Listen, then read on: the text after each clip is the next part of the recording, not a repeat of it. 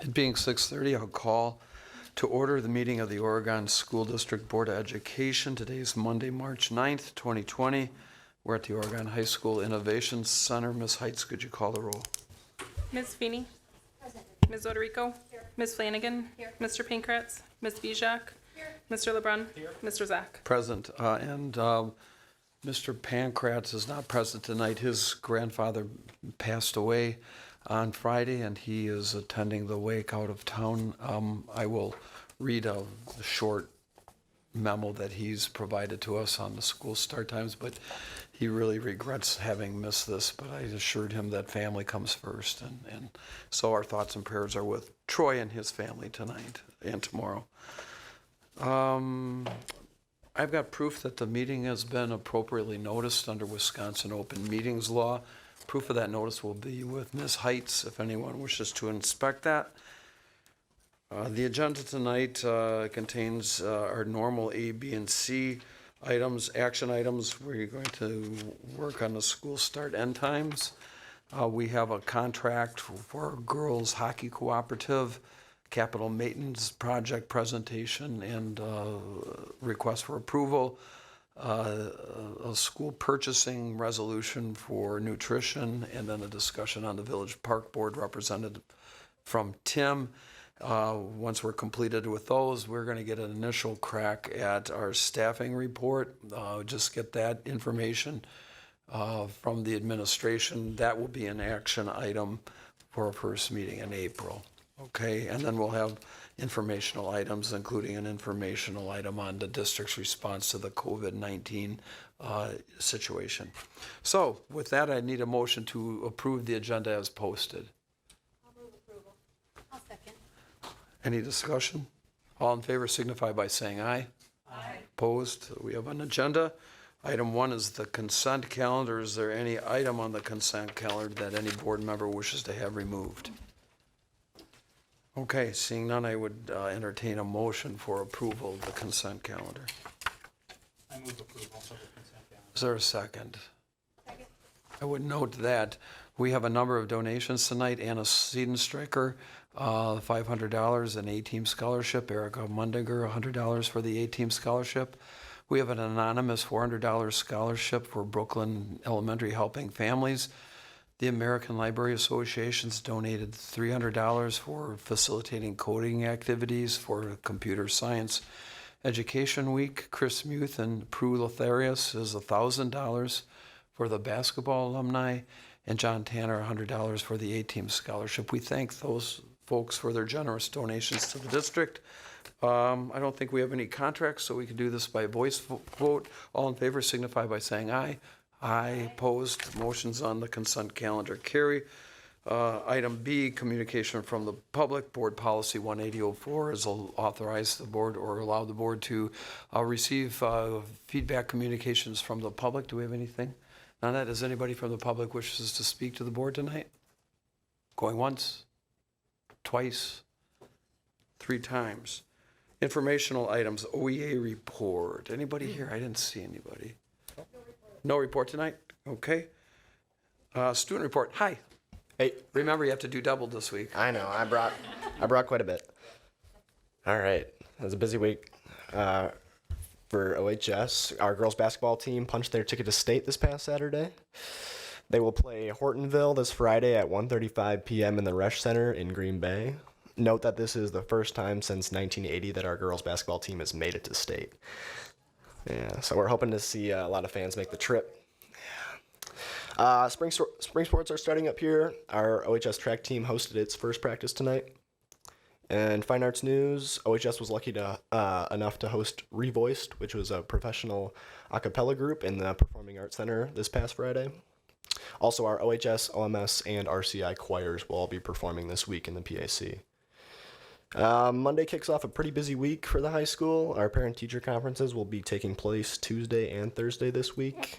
And I almost forgot the ACT was last week for our juniors. So that's all I got. Thank you. Number D, school start end times. This has been on the board agenda for a number of months. We had a presentation from the district administration in December on this issue. The board received information regarding that and then decided that we would put this topic on hold in terms of action so that we could gather more feedback and information.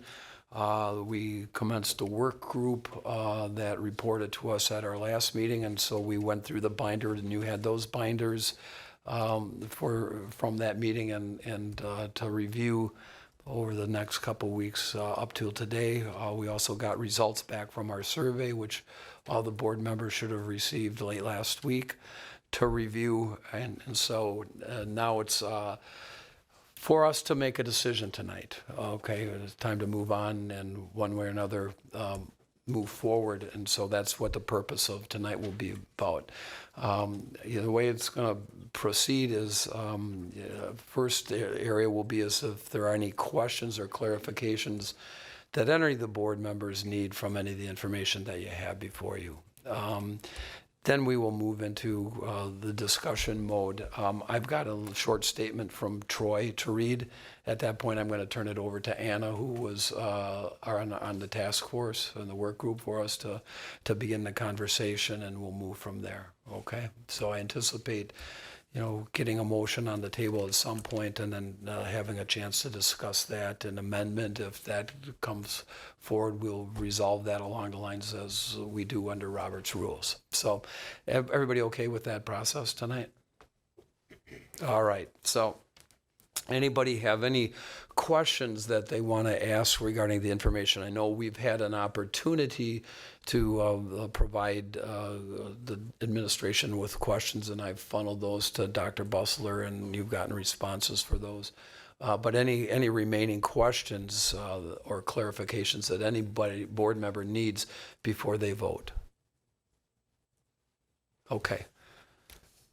Given that, then I think it's time to proceed in. I'm going to read the message from Troy. You guys have a copy at your desk, but I want to make sure that everybody has heard what Troy has had to say. He said he would have used these words if he were present tonight. So, and you'll have to bear with my voice. So, this is really good compared to what I was last week. So, President Zock, please excuse my absence of attendance at the board meeting this evening. I'm attending the funeral services for my grandfather. I feel dismayed to miss participation in the discussion and voting on an important topic of revising our school start times. I have considered the many facets of this issue and the input from students, staff, and parents. I offer the following statements of my position on this matter. 1, I support the school start time and length of day recommendations made by the work group. I feel that the work group participants made their recommendation with the best interest of all students at the forefront of their minds, with a true desire to provide a recommendation that will be in the best interest of the district student body as a whole. This recommendation considers the impact on students as they grow and pass through grades 4K to 12 and is intended to be a long-lived schedule for the operation of our district. I feel that the work group deeply understood the competing objectives and arrived at the majority support of this balanced recommendation. 2, I note that one area of significant contemplation regarding the recommendation is the end time for 712 students. I would prefer the end time of 712 students to be earlier than 3:50. However, this would require an early start time for K6, which is also not preferred. Therefore, I lean on the work group recommendations. 3, I understand that the additional 10 minutes of time allotted to the K4 school day will be dedicated to social time and that this will be maintained in future years. 4, as a companion to the increase in the school day length at the K4 level, I would require an increase in staffing at paraprofessional time to be included in the budget so as to avoid any additional workload on our educational staff. Best regards, Troy Pankratz. Okay, so let's start our work on this. I'm going to, out of courtesy to Anna, who served on the workforce, I think you get first shot at this and articulate your views and how you want to proceed on this. Okay. Well, thank you.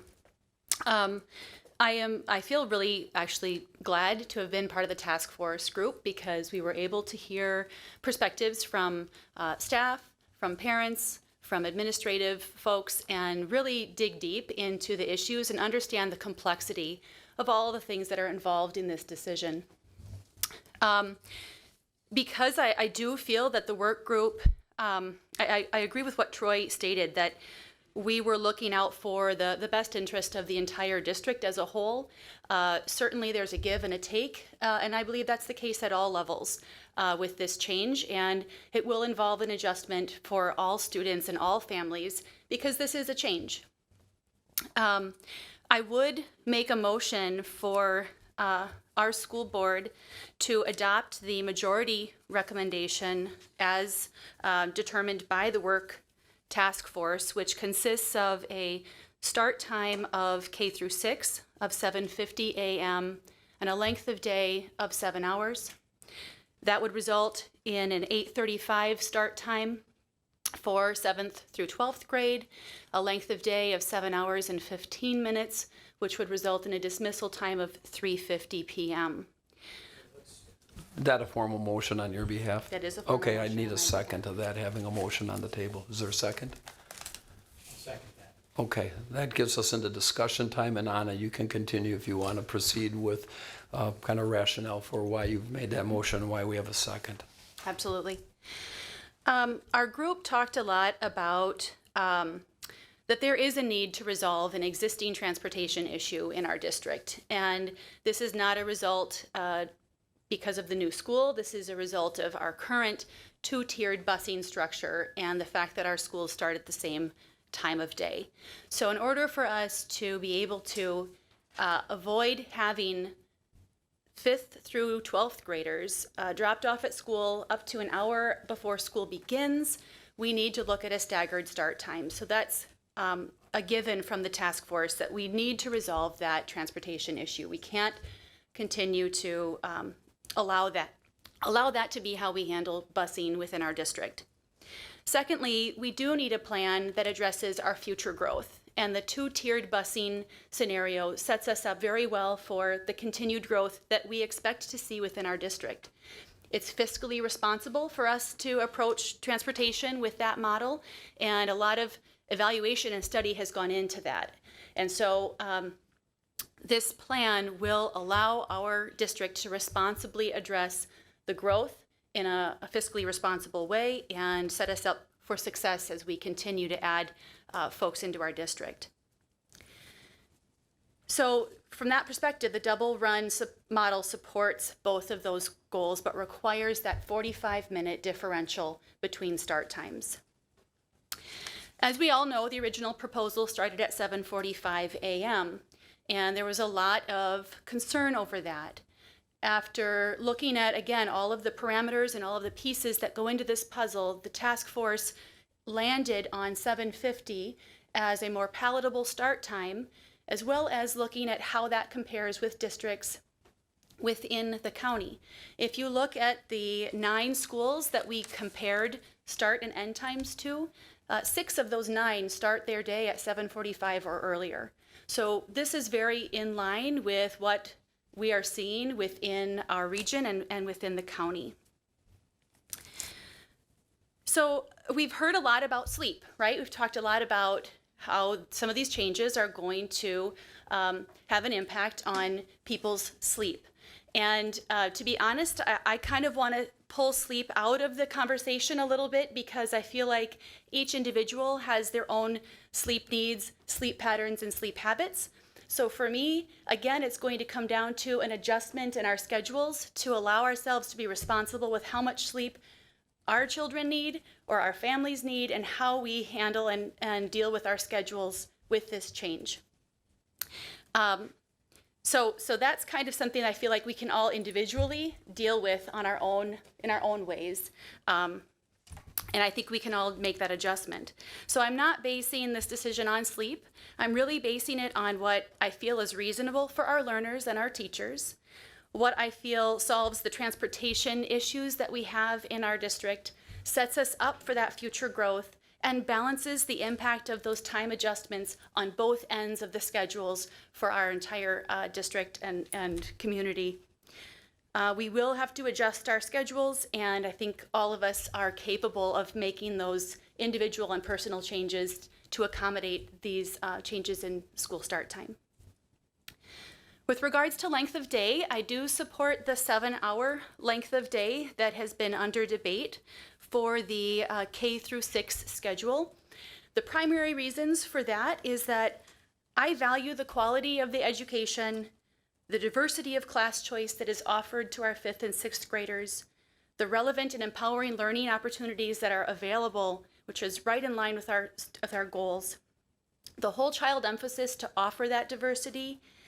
And I'm concerned that if we remove a full 30 minutes from that 5th and 6th grade schedule, it will jeopardize the potential for us to continue to support that level of diversity of class choice. When we compare ourselves again to some of our neighboring districts, our district offers at the 5th grade level band, choir, orchestra, STEAM, and world language. There's not a single other district in the region that offers that same level of diversity, and I'm proud of that. I don't want to lose that, and I'm concerned that if we do a full elimination of 30 minutes, that we would jeopardize that potential for our future 5th and 6th grade learners. I also support the additional 10 minutes because I understand that the 10 minutes at the K through 4 level will be used during lunch, recess, or social time, and will not increase the instructional time that is right now mandated or being used within our schedule. So I do feel that additional time will offer a less rushed or hectic lunch or recess time. And if we allocate additional paraprofessional staff to handle that additional 10 minutes of time, we're not having an impact on our teacher prep, which was a concern when that initial proposal came forward.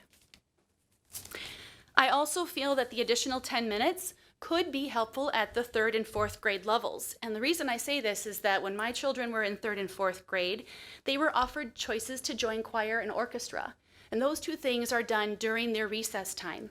And both my kids loved being involved in those, but they didn't love that they missed out on recess. So maybe this provides a little more flexibility at the 3rd and 4th grade level to allow those choices and still allow maybe 10 minutes of recess time, which they would have loved. So I think that is good at that 3rd and 4th grade level to offer some of that flexibility.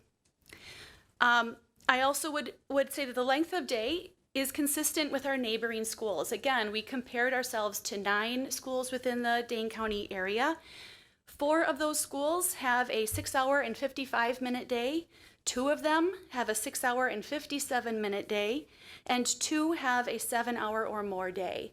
So in my opinion, given the breadth of what we offer from a course perspective at that 5th and 6th grade level, and the value that adds to the whole child emphasis of our schools, I support the additional 10 minutes for that schedule. And those are my comments. Thank you. Courtney? Oh, go ahead.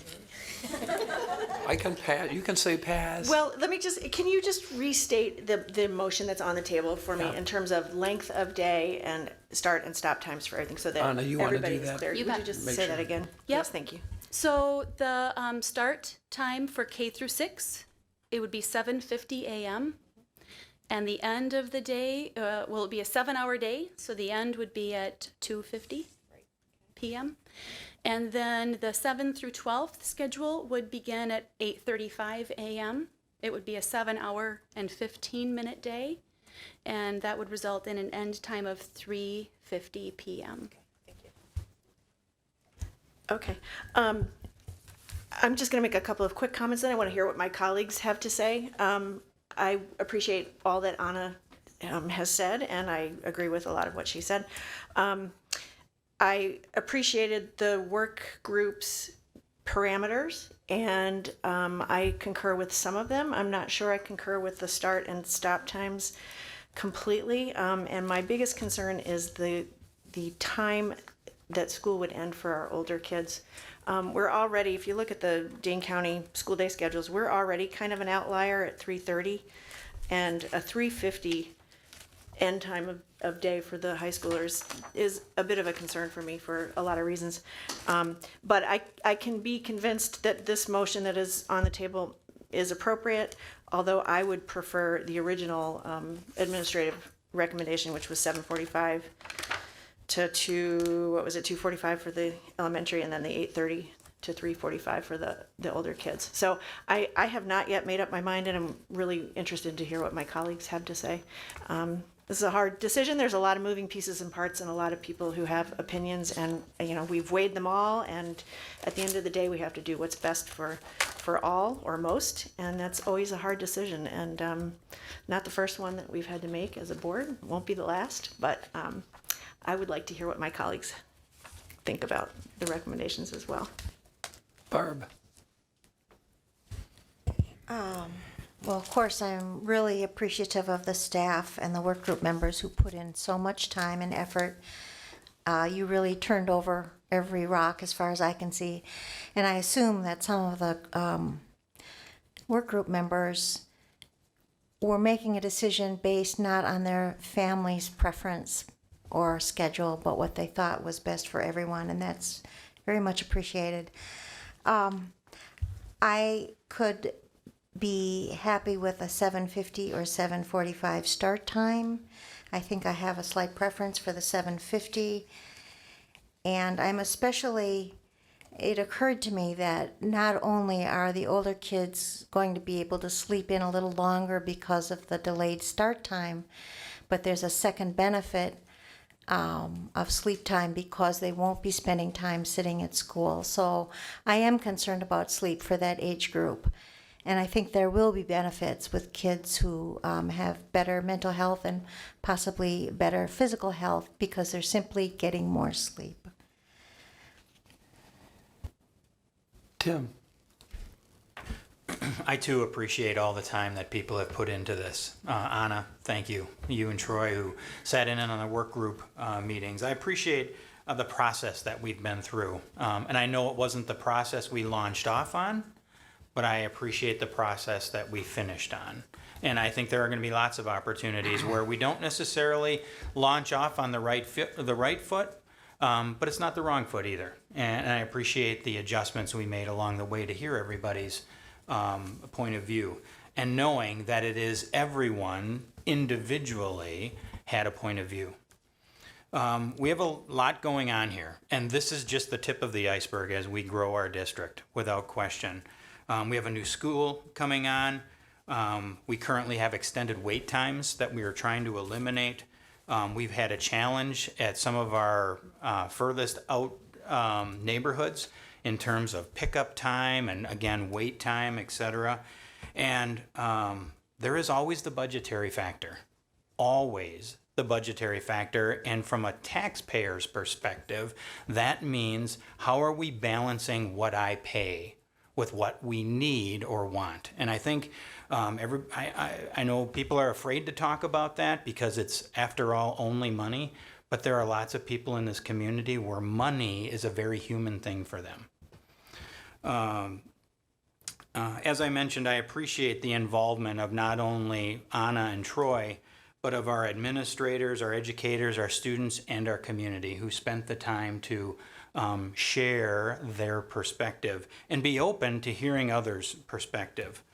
I mentioned I appreciate the process and the step back before we could step forward. I also appreciate the priority we put over education as opposed to, not as opposed to, but as a priority to some other things, because we all know that there is always an option to simply spend more money to solve our problem. And we have always been a district who has chosen to spend that money in the classroom rather than outside of the classroom if a choice has to be made. And so I appreciate that. And lastly, I appreciate, particularly from an administration perspective, this eye on equity, because that is not a voice that we often hear in these meetings. And it's often not a voice we hear at listening sessions and work group meetings and things like that, but we do hear them. Sometimes they're very quiet because for some it's embarrassing, for others it's It's just not something they feel comfortable talking about. But I know Dr. Bussler, for instance, hears those things, even if they aren't spoken in public.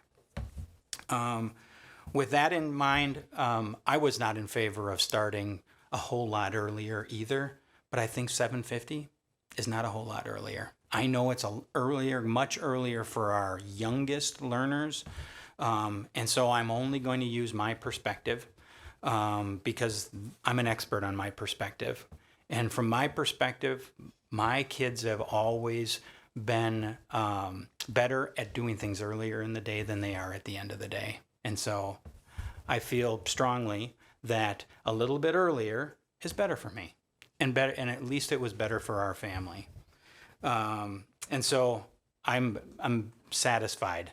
Happy?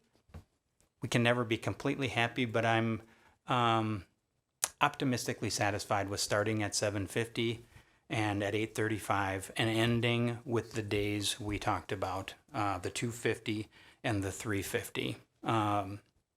Again, our kids, my perspective again, we're always trying to squeeze another class in. And they had to give up orchestra at some point, or they had to give up choir, or they had to give up hockey at some point to squeeze one more thing in before they graduated. And so a little bit longer, one more class that they wanted to squeeze in worked well for our family. So I too am in support of what was proposed in Anna's motion. Krista? Thanks. You know, this is really, it's nothing new. People have mentioned this is not an enviable position. As much as we really wanted a simple solution or find something that nobody thought of, that's not going to happen. We can't isolate situations and just add $500,000 to a transportation budget to solve the 45-minute differential. We can't put an operational expense like transportation in a capital referendum. We can't do that. We can't rob Peter to pay Paul. 75% of our budget as a school district is salaries and benefits. That's like any other school district around. You can't just change that.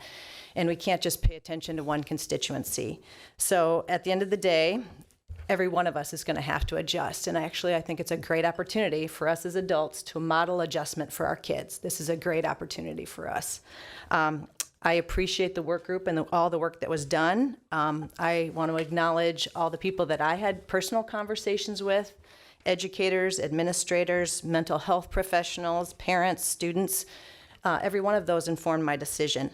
But I just want to say that I will actually be voting no on Anna's motion. And if it's defeated, I'll move to 7:45 to 2:45 and 8:30 to 3:45. And here are my 4 reasons why. The first is time. And this goes to what everybody's talked about with the options in terms of busing. I strongly believe in our educators. I think they're some of the best around. Our students benefit greatly from the time spent with our teachers in an educational setting. It's detrimental to a child's educational experience and their ability to focus in school when a significant amount of that day is spent on a bus, or getting off a bus, being at school before school starts, or waiting after school to go home. That's really not acceptable to me. So if you imagine if you had an elementary student or an RCI student that spent anywhere from 90 minutes to 2 hours away from home on a given school day in a transportation or a transportation setting, it gives you a lot of perspective on 15 minutes. This issue was really key with me in addressing these transportation issues, and I appreciate the time that Andy spent with me. These are real, and they impact many of our students and have an effect on whether families use our busing system. I think the 45-minute differential and start times improves the situation immensely, and from what I understand, it can still be tweaked and improved even more, and I believe that's something that as a board we have to see through, and we have to have it as a primary focus in the coming months, that we have to continue to improve our busing system. Number 2, is cost. I believe the best thing for our students, especially our most vulnerable students, is to maximize their time spent in school, not take money out of their own pockets, and not nullify the value of a later start. For those schools where co-curriculars are offered, close to 50% of our students participate in at least one co-curricular activity. Moving an end time from 3:30 to 3:50 further exacerbates this problem of missed class time and even more than one class period for some cases. And I think it unduly hurts the particular students who already can't afford the time away from class. They shouldn't be hurt because they made the important choice to choose to participate in an extracurricular. 345, I think, is our best case scenario here. More than 20% of our students qualify for free and reduced lunch program. And there are even more students whose families don't technically meet those federal guidelines, yet are struggling to make ends meet. These students work to pay for food, clothing, and to hopefully continue their education post-Oregon High School. I'm keenly aware of this through my work with Friends of Oregon School District. Later start times will serve to either take money out of their pocket or force them to work later into the night, and then come home and do homework. This is an actual cost that also negates the value of what I think is a perceived benefit of a later start time. 3 is learning. I wanted to take a minute to address the thought that was voiced in public comment about why would we look to other Dane County school districts for potential solutions to this issue.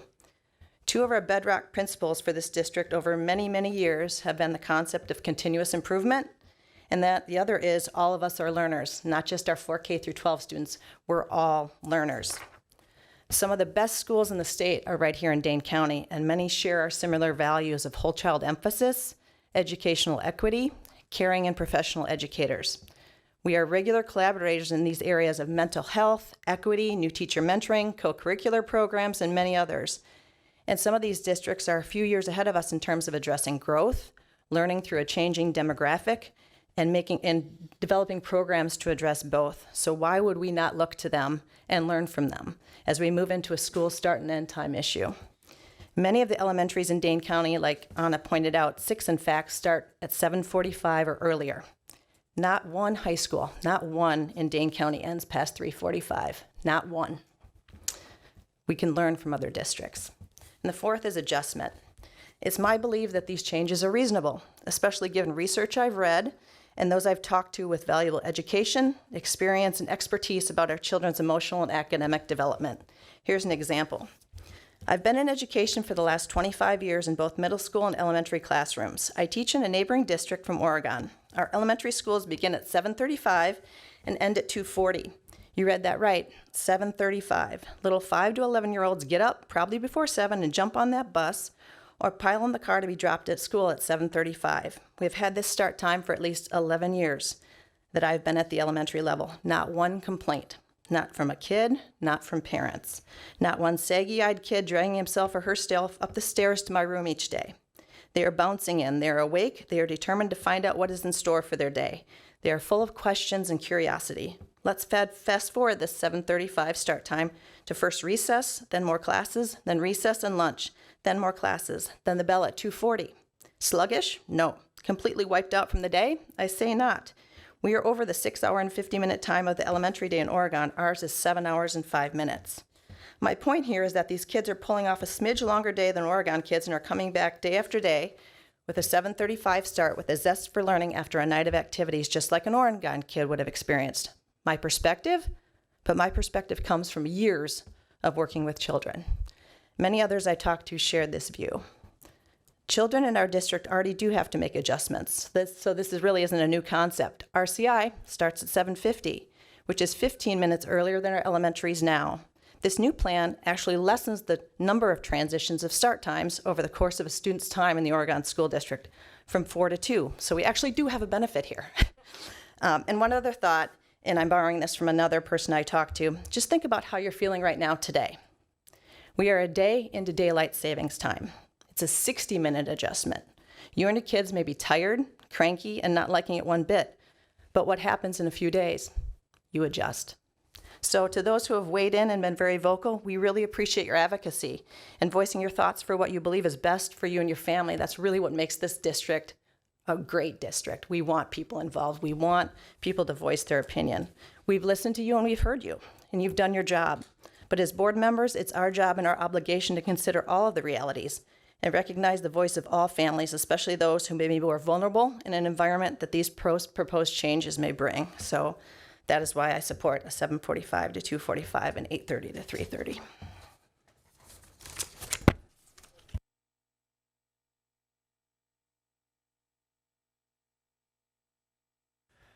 Thanks.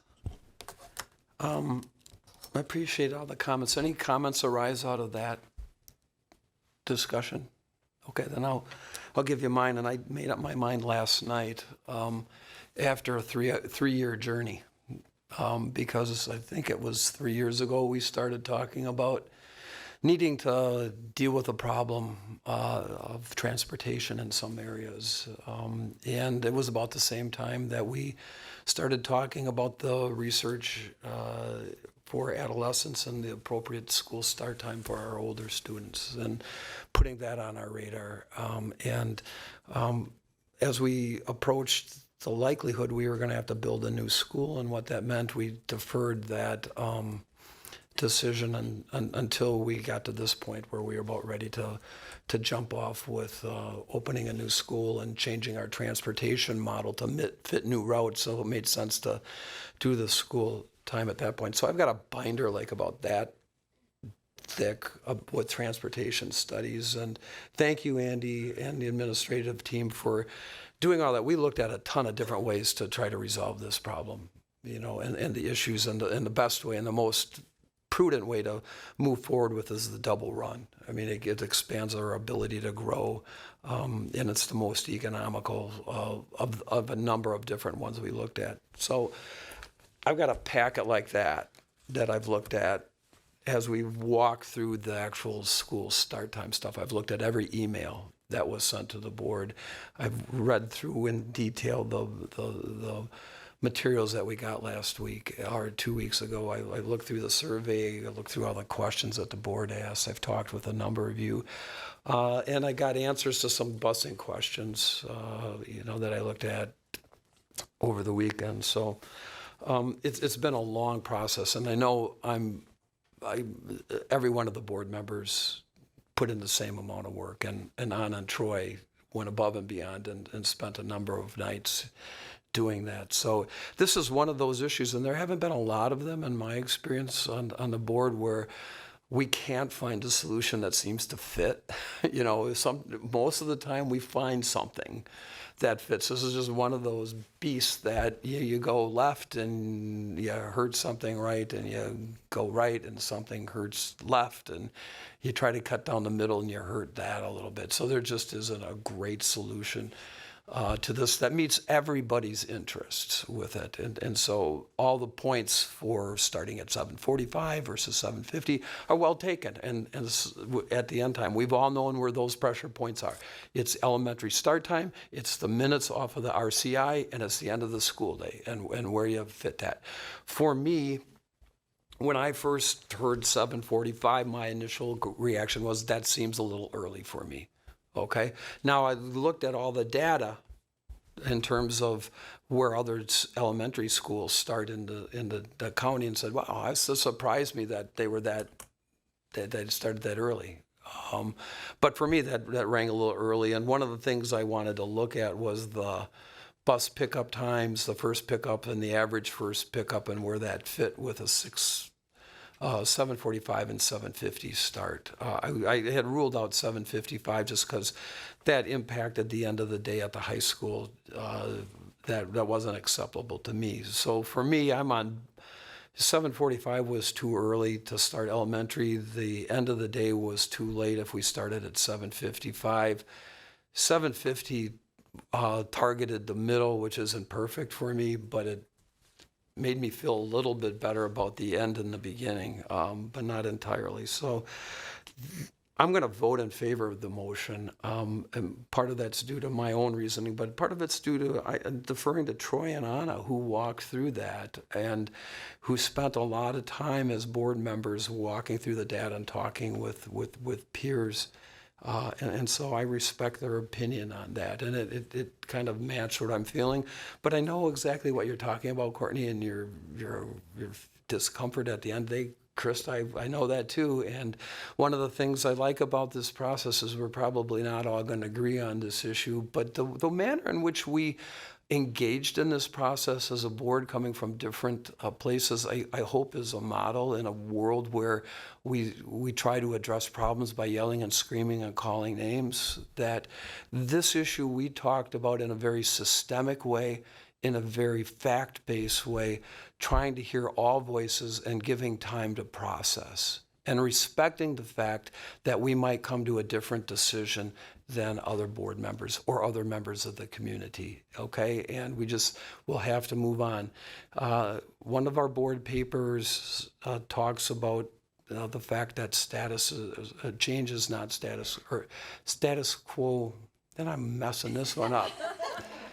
Change is status quo here, Yeah, I got it right. I just messed that one up. But change is status quo. It doesn't mean we change for change's sake, but there are times when we're going to have to change, and we recognize that that's going to impact people. And we knew when we were going to embark on building a new school that there will be an issue where that change was going to rub, and people were not going to be happy with some decisions we made. And that's just the nature of the beast. But I'm really proud of the fact of how this board and this administration went about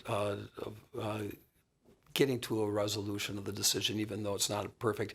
And I really like the voices that we heard and all the interest and the passion that we heard from the community, because that means that we have a vibrant community that cares deeply about their kids. It would have concerned me if we hadn't heard voices at some point at that time. So while we make a decision, we know that some people are not going to be happy with that. I hope they at least respect the process and the time and effort that we went to get here. With that, call the roll. Does everyone understand the motion? Need clarification? Okay. Ms. Bijak? Yes. Mr. LeBrun? Yes. Ms. Feeney? Yes. Ms. Oderico? Respectfully, no. Ms. Flanagan? No. Mr. Zach? Yes. Motion carries 4-2. Yep. I would encourage the district, I will be no longer a board member next year when this is implemented, but I would encourage the district to track how the change goes, continue to study the busing. I don't think this is written in stone. As you said, change happens, change is the status quo in the district. So, maybe there's ways to tweak it, make it better and stronger over the years. So I would encourage continuous improvement to Krista's point. Thanks, everyone. We'll move on to item number 2, which is a 660301 girls hockey co-op contract. And this is a renewal, right? Gina or Mike, are you going to? Mike, why don't you come up real quick?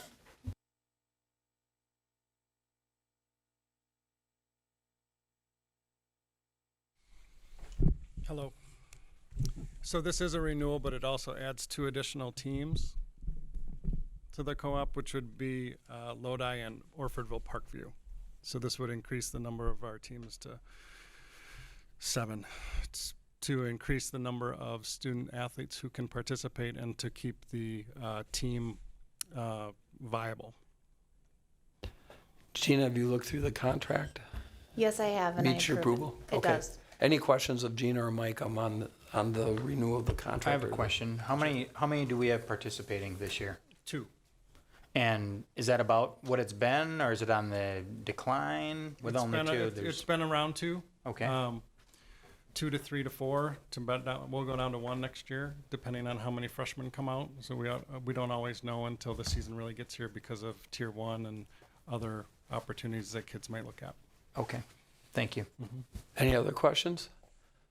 Okay, I need a motion to approve the 660301 contract for the girls hockey co-op for 2020-21 and then 2021-22. Is there a second? Any further discussion? Seeing it's a contract, please call the roll. Ms. Flanagan? Yes. Ms. Feeney? Ms. Oderico? Yes. Ms. Bijak? Yes. Mr. LeBrun? Yes. Mr. Zach? Yes, motion carries. We have a hockey co-op for the next 2 years. Thanks, Mike. Thanks, Gina. Okay, 2020-2021 capital maintenance product. And Zane, you're up, right? We're the little guys. They're being really good. We haven't heard anything crashing or banging. So what? Okay, go ahead. All right, I appreciate you guys having me here tonight. So this is the first time I'm in front of you, so just a little background on where I came from and everything. So I started here in August. Previous to that, my background was in construction. I worked as a senior project manager for a design build construction company in Madison. So I started right out of college from there, and this is really job number 2 and so far in my career. So just a little Perfect. All right, so the first project is actually kind of a multiple building one. It's doing new LED lights with dimmers in 4K classrooms and corridors. We actually did a pilot program at Netherwood where we did about 8 classrooms with two different ways. We're actually changing the fixture to actually be fully LED and also kind of putting some bulbs in. And we've got great feedback across the board. I think the dimming feature, which these will all have, is probably the thing that they love the most, is being able to lower the lights for certain things. For a lot of the teachers that are at the younger grades, say it's really nice after recess or gym class to kind of bring them in and lower the lights and kind of get them all calmed down and kind of get them back in line for learning. So it also adds to the environmental learning for the kids, but it's also a cost reduction in the long run for us. This project has about an 8-year buyback. It's going to reduce energy in classrooms by 70%, and these lights should have a lifespan of about 25 years. So it's positives in a lot of directions. So I'm really excited about this one. Over at Brooklyn, we have 2 projects. We have what I was kind of referred to as one of the original kindergarten classrooms, has some more cabinetry in it. That's been way past its lifespan. It's been painted a handful of times. So we want to pull it out and do a new set of cabinetry that's going to match what's in the 2 new kindergarten rooms there. There's also some old hollow metal frame windows that are past their prime. They're starting to rust out. The operable windows really don't work that well. So want to get those upgraded to new windows for the energy efficiency and making sure that those are safe in the long run. So. Over at Prairie, we did part of this last year. We painted some of the original metal siding on the building. We want to go back and finish the second half of what didn't get done last year. So you can see kind of on the front side of the building is where we did last year, where it's nice and dark and brown, and then kind of on the sides and in the background where that penthouse, that second one is, you can kind of see it's a little bit older and faded and some of that red primer is coming through. So I think it'll be a nice upgrade to finish that off.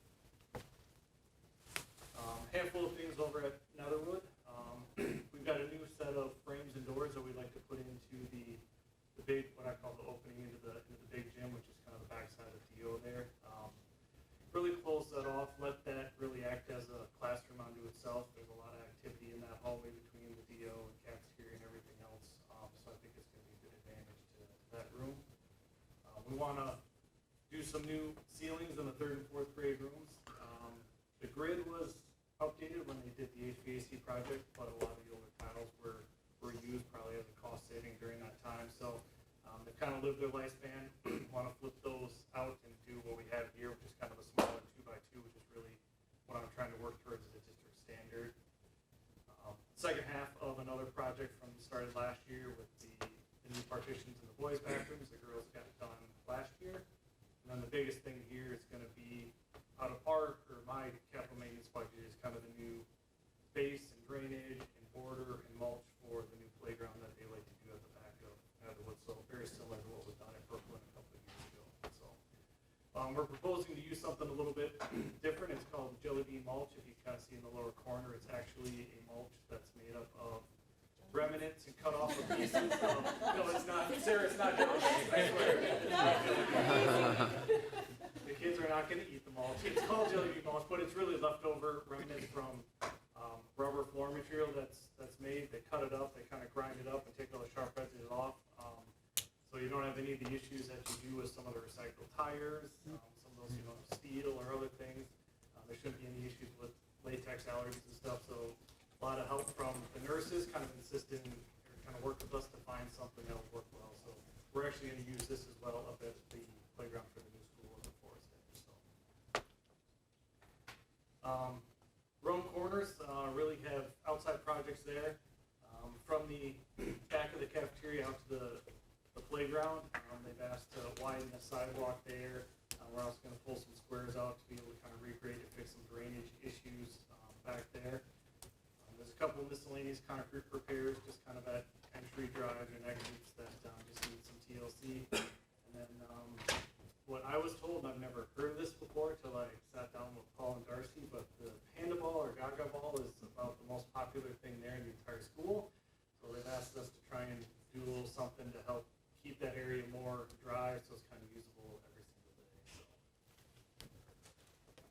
Over at the middle school, we've got some kind of more larger maintenance pieces to some of the asphalt lots, the parking lot, the bus drive, and then some stuff in the asphalt area for the back playground. Some crack filling and probably some larger areas that actually have to get cut out and repatched for asphalt. We're also looking at doing new lockers in the boys' gym locker room. Those are pretty old, as you can see from the picture. Not a surprise, the girls' locker rooms is in pretty good shape. For some reason, the boys are missing doors and everything's kind of been used up pretty good. So the idea is there are some issues with the girls. We're going to take a lot of parts and pieces off the boys' locker rooms before they get demoed, kind of have them as stock and be able to fix some of the issues over into the girls. We'll slightly change how it's laid out because there's small lockers and large lockers, and they don't actually let anybody use the large lockers. So the thought is instead of having 4 small, I'd like to go to 3. So they're all a little bit larger, and they're just all the same size, and they can use them across the board. So it'll actually gain us a little more space in there. So if there's additional kids in the next couple of years, we should have lockers down in there. Over at the high school, we got 3 things. We're going to start with the new carpeting in the band, choir, and orchestra rooms. Not just rooms themselves, the offices and kind of the corridors that go through there. So I believe it was probably when the fire damage was repaired, so all the corridor is updated in that area, but the classroom carpets are old, so we want to get those updated. Kind of in the same fold, we've got 4 business kind of / computer rooms that has some pretty old carpet in it that we want to get some new flooring put down in there. And then the last one is the new ceiling grid and tiles in the PAC lobby. It got updated and done on the referendum on both sides, so if you're in the Commons, it's got the newer grid and tile. If you walk in the main entrance, it does, but this didn't get done, so we'd like to get that pulled down and redone, and obviously get new lighting in there as well and everything. So really give that an updated look. So outside, we've got a couple projects. We want to have some money to be able to do some repairs to what I'm kind of calling the southeast section of the walking path. That's kind of back behind the JV softball field. For the most part, that path's in pretty good shape, but when the drainage got changed a little bit with the park, that kind of became the low spot, and it's been started to get eaten up pretty well. So we're probably going to have to pull it out, raise it up to change the grade a little bit, and kind of get it paved back in. And I think that Charlie gets a swim every day. Also, another thing we have on here is looking at doing some engineer work, and potentially, if there's some money left over from contingency, hopefully get some of this done. But some additional netting kind of over the soccer stands. It's not really an issue in the fall, but when baseball's going and girls soccer's going at the same time, we have had some foul walls go over top of the netting, and the people sitting in the stands really aren't facing the field, aren't aware what's going overhead. So, and then lastly, we have a little money held over for contingency in case we run into it. Questions? Anybody have any questions? Courtney? Relative to the ceiling in the PAC, the new ceiling in the PAC, have you talked with Bray about signage, whether there's opportunity there to raise that ceiling height at all? I think instead of just like going in and replacing what we have, I think we have an opportunity to improve that, make that better design flow with the rest of the work that's been done down there, and do some really important needed signage for the PAC. Yep, so me and Eric actually looked at some Good. signage there, Erica. so I am in the loop on that. The goal would be to put that back in as high as possible. Okay. I've not personally seen above it, but I have heard that there's a lot of mechanicals above it, so I don't know how much we can gain out of it, but whatever we would be able to gain, we would take and get that as high as we can. Right. So is it ridiculously more expensive to put drywall or some other material in there as opposed to a ceiling grid? Because if there was something other than a ceiling grid, you might be able to, do something. It is more more with expensive the height. to do like a drywall ceiling versus a acoustical ceiling like this. Mm-hmm. It also limits you on access. So if you would have anything up above it that would fail, Mm-hmm. instead of pushing a couple tile up and moving them out of the way and Mm-hmm. working in the ceiling, you're now cutting holes in the drywall. Right.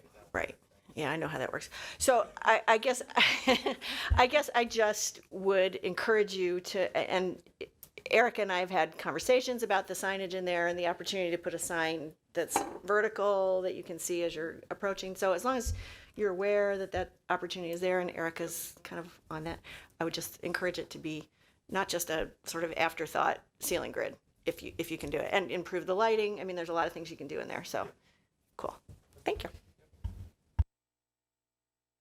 Along those lines too, I haven't been there in a while, but there also, when we had those meetings, were removal of award cases and doing something with those things. Have those things occurred or not?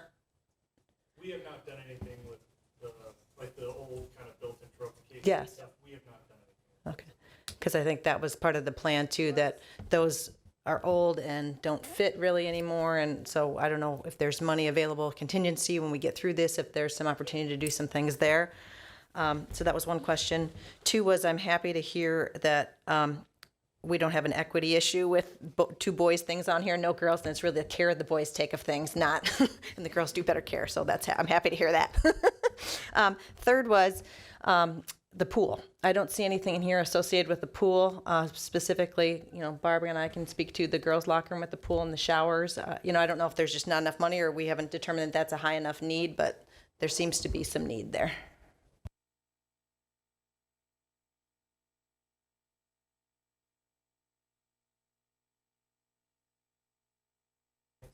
The showers don't really work. It's starting to look, tiles coming out. It looks moldy. And I don't know from the boys' perspective of the boys' locker room, but I just know from the girls' locker room that there's some issues with the shower room.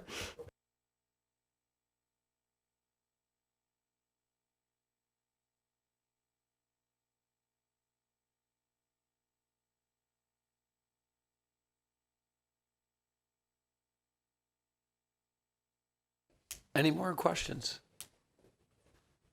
Seeing none, we'd need a motion to approve the list of items on the capital maintenance projects for 2020, 2021. Is there a second? Okay.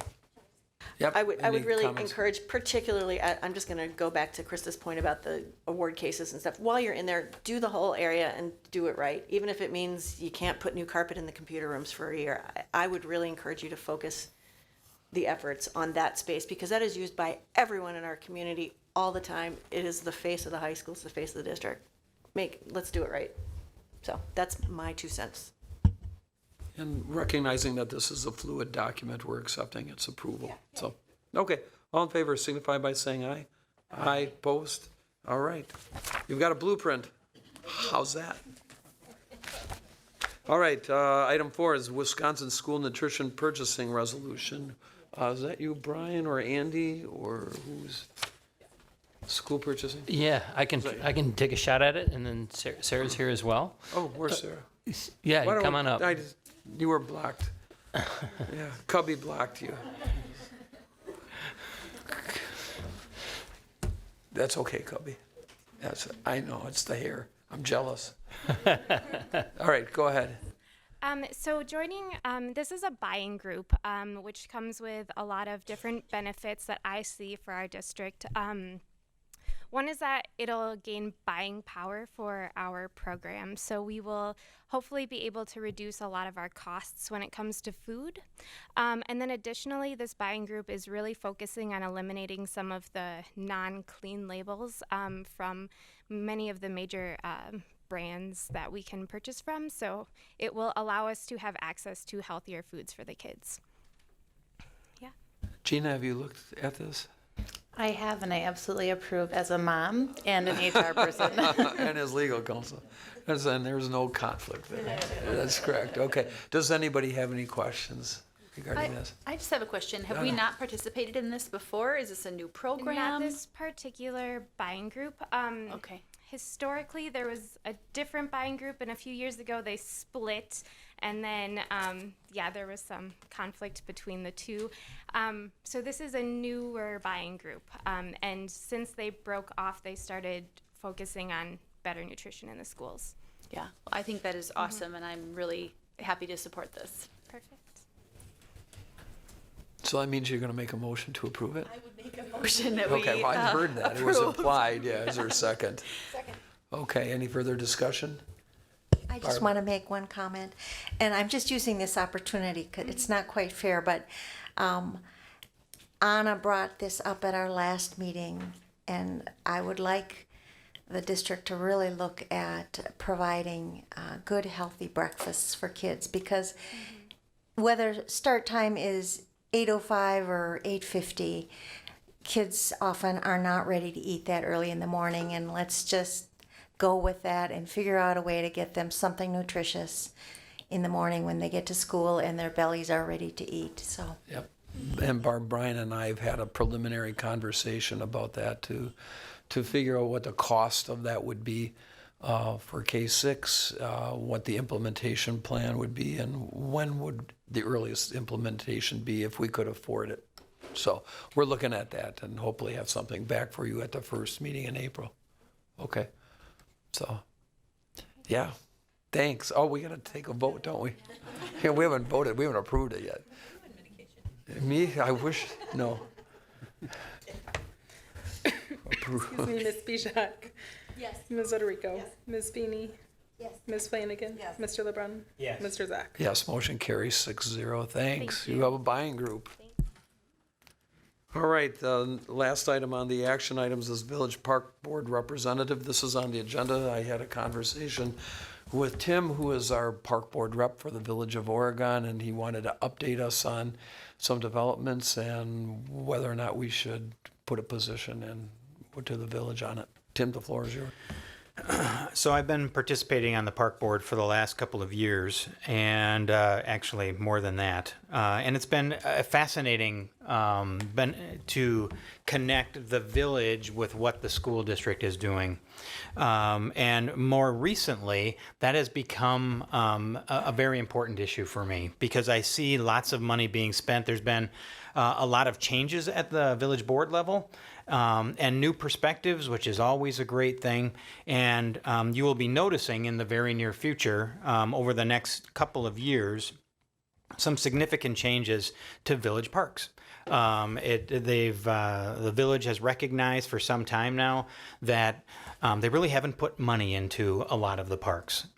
Most of the parks don't have bathrooms, for instance. Very few of them have parking areas. There is some confusion, some ambiguity around community parks versus neighborhood parks. And some of the more recent developments, that being the planning of J.C. Park West, has really started to affect things like the soccer organization, who will lose, at least temporarily, some of their playing surfaces. And with 900 plus kids in the district who play soccer, it's a big deal. So the soccer organization, just as an example, is looking to do more practicing or more playing in some of the community or neighborhood parks, which is causing a ripple effect through those neighborhoods. And so as I've been participating in that process, the development of J.C. Park West has been approved. And it was originally approved with some community support, $500,000 being raised by the community, followed by a couple of $1 million as a first step by the village, with another couple of $1 million as a second step. And over the last 8 months or so, that second and third step have been combined to say, hey, if the village, if the community, when the community raises $500,000, the village is willing to spend the money to do the rest of the work, about $4 million. It's a lot of money. During that period of time, we have purchased some additional school property.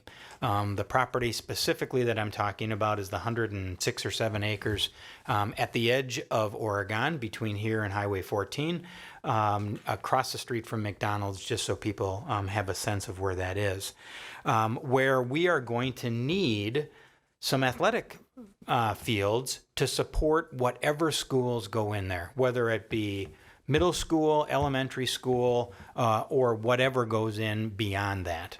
And so I thought it important from an efficiency point of view and from a master planning point of view to make sure that the district and the village get together to talk about not only what's needed, but where it should be placed. In doing that, it's important to clarify that that particular property, again, is in Fitchburg. And so, and that is crystal clear to the village as well. And so over the last couple of meetings, I've made motions to have our district spend some time with the village and likely other municipalities that participate in the school district, and we know there's lots of them, to talk about funding a facility plan. To understand what happens from a school district perspective, what the needs are from a school district perspective, combined with the needs from a village perspective, combined with the needs from the athletic association perspectives, so that we can all work together, again, from a taxpayer perspective, so that we're not doubling our efforts and doubling the cost of those efforts. Also, in conjunction with those conversations, as perspectives that have changed in the village, there is some momentum on the board, which will be addressed in the next village board meeting, to eliminate some of the liaison roles to the village park board. And one of those liaison roles is my role as a school board liaison, a district liaison back to the village board. The village president is looking for a focus on village residents. I am not a village resident, but Krista, for instance, would be. Yes. So there is a potential for there to be participation on the park committee from a school board representative, but it would not be a school board liaison position. In addition to that liaison role, the liaison roles from the JCs would go away. The liaison role from the village board would go away. So it would be reconstituted as village-only residents. Curiously, over the last 15 or 20 years, all of the positions, with the exception of one position, there are 7 positions on the park board, will all be up for reassignment in April. And so all of this is leading up to the fact that it is likely, quite likely, that the school district will lose its liaison role to the village park board. Before that happens, and also in conjunction with that happening, I think we need to move ahead and ask the village, work with the village to assess our needs from a park or athletic facility perspective. We are going to do it for the pool, and I think it should be leveraged out to the rest of the athletic facilities that are soon to be developed, either by the school district or by the village or by our surrounding municipalities. There are a lot of dollars involved with that. We are going to spend a lot of dollars just to support the school. The village will spend at least between $4 and $4.5 million just on the JC Park project to resurface most of JC Park. And they are also talking about the continued development of the Alpine Park property and a couple of other properties off of Netherwood. And I just think it behooves us as community members, as school district members, to work together as in a master planning way to make those plans, but first to understand what the need is. I think that's the most important piece, is understanding what the need is. And at the moment, I don't know that there's a mechanism in place to clearly understand not only the current need, but also the future need as our parks and our communities are developing. I know that's long-winded. I would like to move that we work with the village and associated district municipalities to fund an athletic facilities need analysis, and then work with them to further understand where those should be placed and who should be funding them. Yeah, I think we made that motion at the last meeting. I That was think we got did. approved, yeah. I just don't know if it went anywhere. So Yeah. I'm reiterating before I lose my voice on the Village Park Board Yeah, to move forward to do that. yeah, and that, we did have a motion and that passed, and I had conversation with Brian, who's forwarded that on to Mike Grace, if I understood right. Yes, following our last meeting, the timing was perfect. Andy and I had a meeting with the Village of Oregon. We meet, I'll say, bi-monthly. And at that meeting, we share things that are going on. And when it was our turn, I shared the idea of this joint, I'll say, committee task force group. And I shared our picture is that it would be bigger than just the Village of Oregon and the Oregon School District. It would include the city of Fitchburg and also the Village of Brooklyn. And Mike gave us a sense that, sure, that's something we'd be interested in. We didn't talk numbers. We didn't talk getting a proposal, because we thought the starting point is to get it on the table and have a staff conversation. We could certainly reach out on the school district side, because when we're talking school facilities, we often end up with this facilitating consulting firm named Rettler. And they did work for us on JC Park East. They've done work for JC Park East, JC Park West. And I think it would be very feasible and wise, because they know us as a community, to begin our conversation with them. So Brian, we'd like you to go back to the village and just reiterate that that was the subject of a motion, that it's the will of the board, the school board, that we engage with the village and other municipalities to look at that type of study. The thing that troubles me more, Tim, because we've made that known as losing a long-standing voice on the park board, and it has been a long-standing voice. I know Andy served as our rep for a long, long time, and that has resulted in a number of wonderful things for the Oregon area community in terms of developing our parks and for their operation. You know, JC East was a prime example of the cooperation between the district and the village.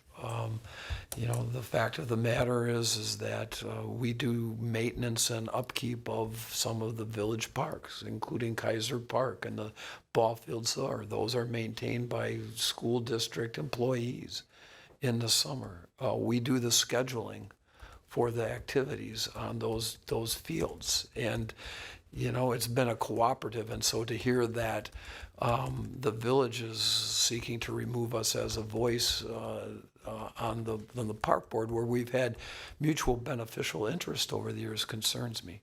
So I would like to go on the record as a board is that our board opposes removing us as a liaison on the village park board. Have we had any discussions with the village board president on that seat Steve, from your perspective, or us as Village of Oregon residents on the Oregon School District Board about that seat? No, I have not. Do we need to do something formal as a board, or is that something that you would take under your? Tim, what do you think? I mean, you were at the park meeting where we got a statement from the village president, or you got a statement from the village president. Why don't you? I think it would be, I think it would be very helpful, Steve, for you to have that conversation. I think Brian has had that conversation with his peer, with Mike.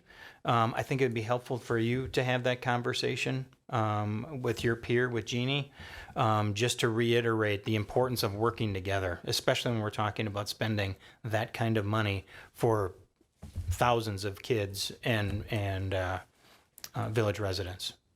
Be more than happy to have that as, you know, if we feel that's a route to go as opposed to formal action. But what I'm seeing is a general consensus of the board that we'd like to maintain that. Can I make a comment? I think that's a great way to start, but we may want to consider as a next step, if we feel like it's important, to have a more formal statement about the loss of that role. My understanding is they're going to be acting on this next Monday, so, I've had no communication as board president from the village that that's going to happen, and I don't think, Brian, you've had any communication as superintendent from an administrative standpoint that that's contemplated, so. That is correct. Tim, what's the purpose of this reorganization of the park board? Is there a stated purpose as to why they're doing this? The purpose is to, as described, modernize the board and to focus it with village residents, village-only residents. And because today, 3 of those liaison positions are all positions from outside of the district currently, or outside of the village, rather. They are liaison positions like ours, but I live in the town of Oregon, just as an example. And the others live outside as well. I mean, coincidentally. that's pretty common for your municipality to say that the people that are on their committees are that municipality's residents. But with the Oregon School District, we have 3 representatives on our board that are village residents. So I think that's the point, right? Like, I can understand if she would not want you to not fill that role from the board because you don't live in the village, but we certainly have 3 people that are always on this board that are Village of Oregon residents that could fill that role, which is pretty critical given our relationship and the work that we do for the village on behalf of their parks, because they do not have a Parks and Rec department. Well, as in defense of our non-village board members who served ably on the park board, we represent the school district, which includes a whole bunch of village taxpayers too. So and I, if the village wants to limit us to appointing a village resident, I can live with that. But I think our non-village representatives, have an equal concern about tax base and tax dollars as well. So I would. Let's try. I think we just need to win a battle, not the war. Yeah. Well, a point's a point, and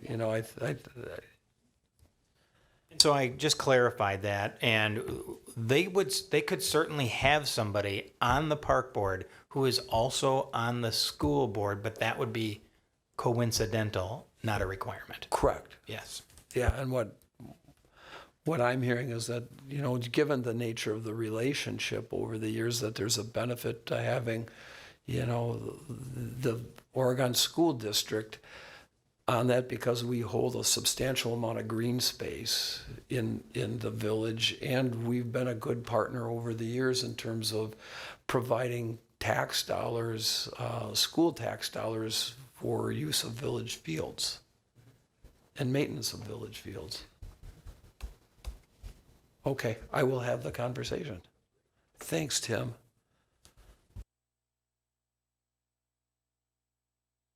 That takes us to staffing report.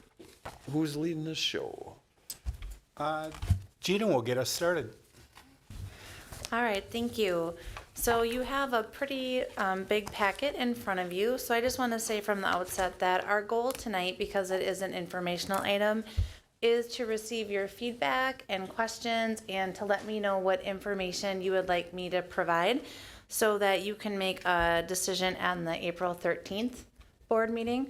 Right now, this is a working draft of our best thinking, but we are still looking at course proposals at middle school and high school. So we may have a tweak when we come back, or we also may change it based on the feedback and questions that we get tonight. So just to start off, I wanted to say I'm just really grateful to be in this position. We have really hard conversations as a team because we always have more needs than we have available budget for. And I'm just really appreciative that we are in a growing district where we're looking how to spend our unallocated funds as opposed to cutting. So I'm just really grateful for that, and I'm grateful to be part of a team where I really feel like we look at what's best for all of our students in the big picture. So with that, turning to the purple, what really guides our discussion as a team is really the staffing principles that the board last revised in February of 2015. We always look at our classrooms and try to keep our class sizes within the class size guidelines as much as possible. We look at DPI recommendations for special education. We look at our open enrolled students that are a part of our community and the space projections that were set in January. As always, we really focus on the value of our whole child and providing well-rounded opportunities for our students, as well as taking care of their social and emotional and mental health needs.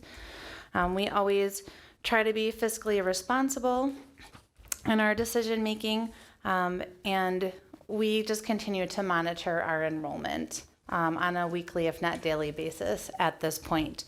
So with that, just wanted to give you a sense of where we're looking at enrollment-wise. We're doing things a little bit differently this year because we are planning for significant growth of construction during the spring and summer. So just wanted to show you on our tables where we are with currently enrolled students. So these numbers are students that are currently attending, rolling them forward, as well as all new enrollments that we've received so far.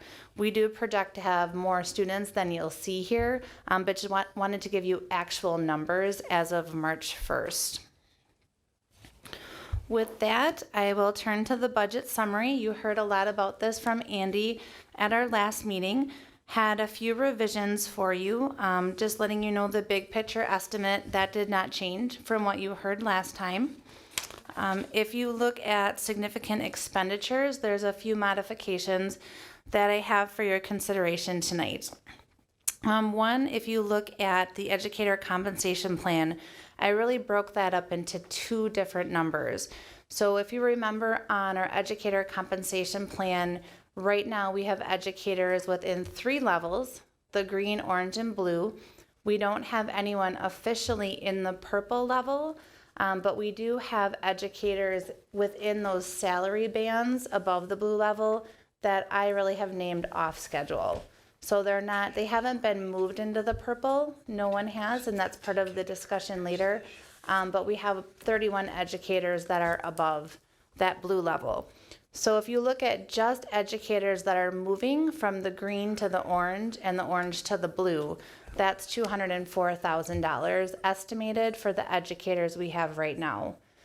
In the past 8 years that I've been here, we've always hired at least 40 new educators, new to us. So, that is an estimate because that can change. And then we also broke out the educator compensation plan increase. So that's money that's set aside for those levels and for those levels to move. If we do that in the bargain, so that number can be subject to change because that's up for bargaining with the OEA. So just wanted to call your attention to that. And then third, we broke out into the non-educator staff salary increases. So those are folks that are not on the educator compensation. And I wanted to give you a range there because I would like to talk about 1.81 is the max we can do on base wages under CPI, but I would say most of the comparable districts are at 2 to 3%. So just wanted to let you know if we did a 1.81 or a 2%, just for you to see the difference there. So as a team, I'd like the board to consider a 2% raise for the hourly staff as well as educators not on the comp plan. So wanted you to see that range for a final ask in April.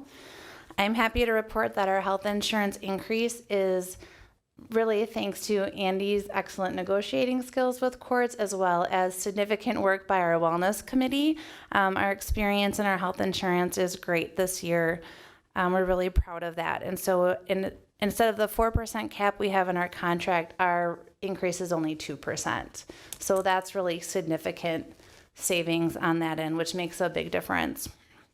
And then you'll see the other costs there, which are the same as Andy reported last time. So what does all of that mean? So if you accept the premises above, that means we have $393,000 to $413,000 in unallocated funds. So this year we put forward 2 options for you to consider, and the board has discussed this in the past. That option 1 would be to only hire legally required positions. So those are the positions that we need to provide for our students really based on items in their IEP. So by federal law, we have to do that. We would also recommend to the board that we increase the stipend that we give to our 4K community partners. Andy has a lot more information on that, but essentially the state funding that we've been given for 4K has increased over time, but the amount of funds we've given our 4K partners, we've only increased by about $100. And our partners have asked for additional funds. They're facing the same labor market that we are, quite honestly. So I think the intent of our partners would be to spend that money on staff, and we would have a provision in our contract to increase the minimum salary for the lead and associate teachers that would go along with that increase. So and that increase by $100 would cost about $22,000 in Table 1. We have a student who's coming in that needs sign language, so we will need a sign language paraprofessional, which we have not had full-time in the past. So the estimate is there. And then really one option is to place the rest as really reserved unallocated funds for things such as looking how to move educators into that purple level. We have started discussions with the OEA about that. We have talked with the board about a new post-retirement plan for educators. We can fund a significant portion of that currently, but in order to have that ongoing, that's an ongoing commitment. So we could save money for that. So you'll see the total cost there. Then a second option, which is what the team is really looking at recommending to the board at this point, is that we take the $393,000 in unallocated funds. So we would still recommend the 4K increase and the sign language paraprofessional, but then we would take the rest of that money and allocate that for new positions. And I will explain why. So I will start with the middle school. The exciting thing about next year is that we will have relief to our overcrowding at 5th and 6th grade. But that means that our middle school is really now the place where our class sizes are getting to be quite large. And we haven't most of our funding has really been allocated at the K-6 level. So we really haven't allocated new money for the middle school in a few years. And Shannon has done a wonderful job of piecing things together to make great experiences for our learners. But in looking at the class sizes, and they're attached for you to look at, that we really felt that we need to start adding FTE, or our class sizes are going to be above 30. And so what the recommendation is that we would look at increasing FTE in Phy Ed and Health, English, German, band, and choir. There is a potential that we might have some allocation from RCI that we could move to the middle school in choir and band, but we'll know that more in May once we know which students are going where and what their interests are. The nice thing about increasing FTE in English, German, band, and choir is that we do have part-time educators in those positions now that are interested in having additional FTE. So we don't have to go out and find somebody that just wants to do little portions of those. We can increase part-time people in those positions now, other than the PE health. But that's a full-time position, so that'll be easier to attract. Additionally, with our reading program is that we have seen the numbers increase of kids that need that more intense learning opportunity in reading. And so one cost-effective way to address that, which is what we've done K-6, is to add a really talented reading paraprofessional to help with some of those groups. And then additionally, just looking at the number of students in the building and the needs that we have there, is we had a PBIS coach already assigned to the middle school, and Shannon and Jason's vision is to use the funding for the PBIS coach and convert that to an admin intern position for next year. We do pay admin interns on the educator compensation model, so it would be cost neutral for that position. So that's what we're looking at for the middle school, and that's based on class size guidelines, and I'm happy to answer more questions about that. And then really turning our attention to the high school. So we've had significant discussions with Jim about really looking at how do we transform the experience of our learners at the high school and looking at the path forward and really implementing the vision that the board has for students there. And so I have a PowerPoint to talk through that vision. So I will turn to that. Thank you, Andy. So in terms of, and Leslie can help me here, so in terms of what Jim is really looking to do is, what is the learner experience for students at the high school? We really want to implement the individual learning plans for all students.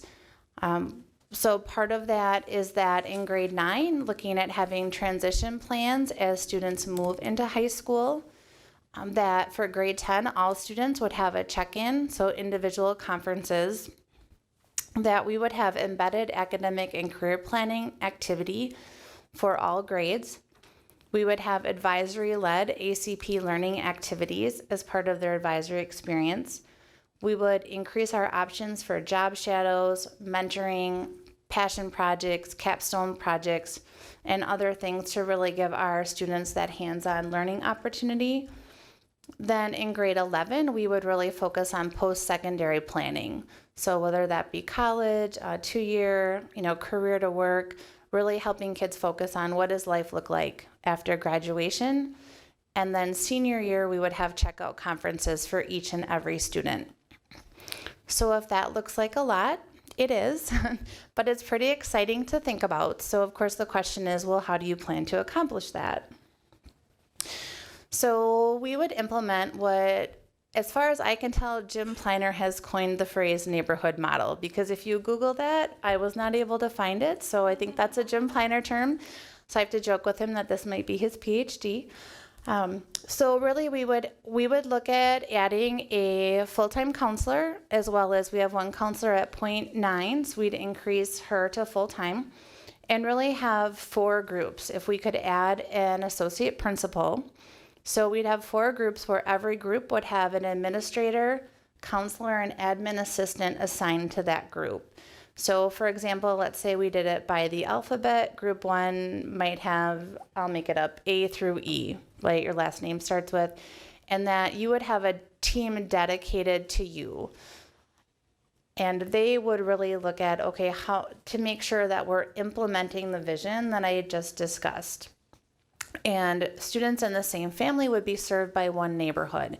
So that would really help us go, as Jim would say, go narrow and deep, get to know our learners, get to know their families, get to know their individual interests, so that we have continuity.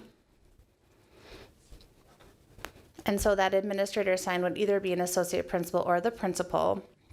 And this neighborhood model will help us ensure that each student has an aligned team of support that can really get to know them, build stronger relationships with not only them, but their families, and then that would enable us to focus on more individualized learning opportunities for students.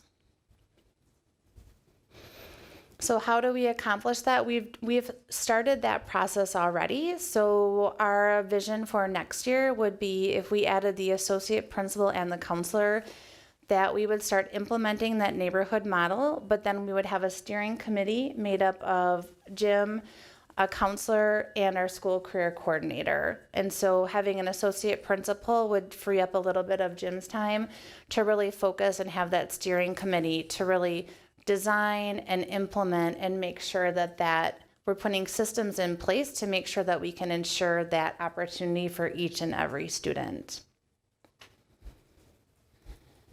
Next slide. Okay. So with that ask, you can look at the funding would be attached to that. So again, looking at adding that 1.1 FTE counselor, the associate principal position, which we would pay for part of that by an unfilled position, as well as additional funds in order to implement the neighborhood model. And then our final recommendation is to add an assistant director of instruction that would provide additional leadership, not only overseeing part of the path forward vision, but also student achievement in our district, which would really put us more in line with our comparable Dane County districts, and that would be a reallocation of funds that we have in the budget. So if you look at the positions identified in Table 1 and Table 2, that would total an estimated $350,000. I'm sorry, $350,000 for Table 2, and then adding the positions in Table 1. And then Table 3 is what we have had the past couple of years called a watch list, where we really look at our student enrollment needs and look at what we may need to meet class size guidelines, K4, in special education. And then we're hopeful at some point to be able to add an SEL coach and a social worker. Leslie and I really think we can find those skills in one person. And so because right now we have an SEL coach K6 and a social worker K6, so without this position, that means they serve 5 schools, which they both assured us is completely doable, but we know not ideal. So one thing that's attractive about that position from a watch list standpoint is that should we get to have additional funds, is that's a position we really could hire even September, October. It doesn't have to go with the school year calendar.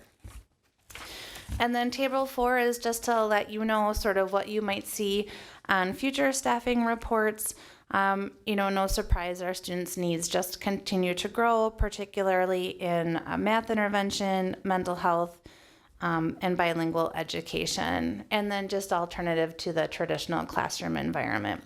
So we don't anticipate asking for these for this year, but we will likely need them in the near future as we monitor our student needs.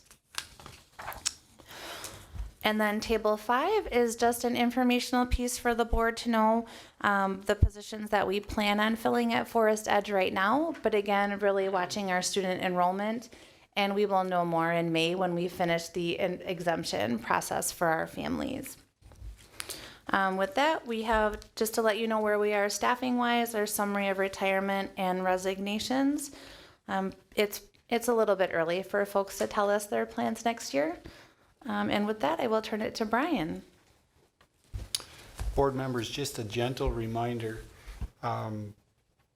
Gina is our team leader on putting together the report.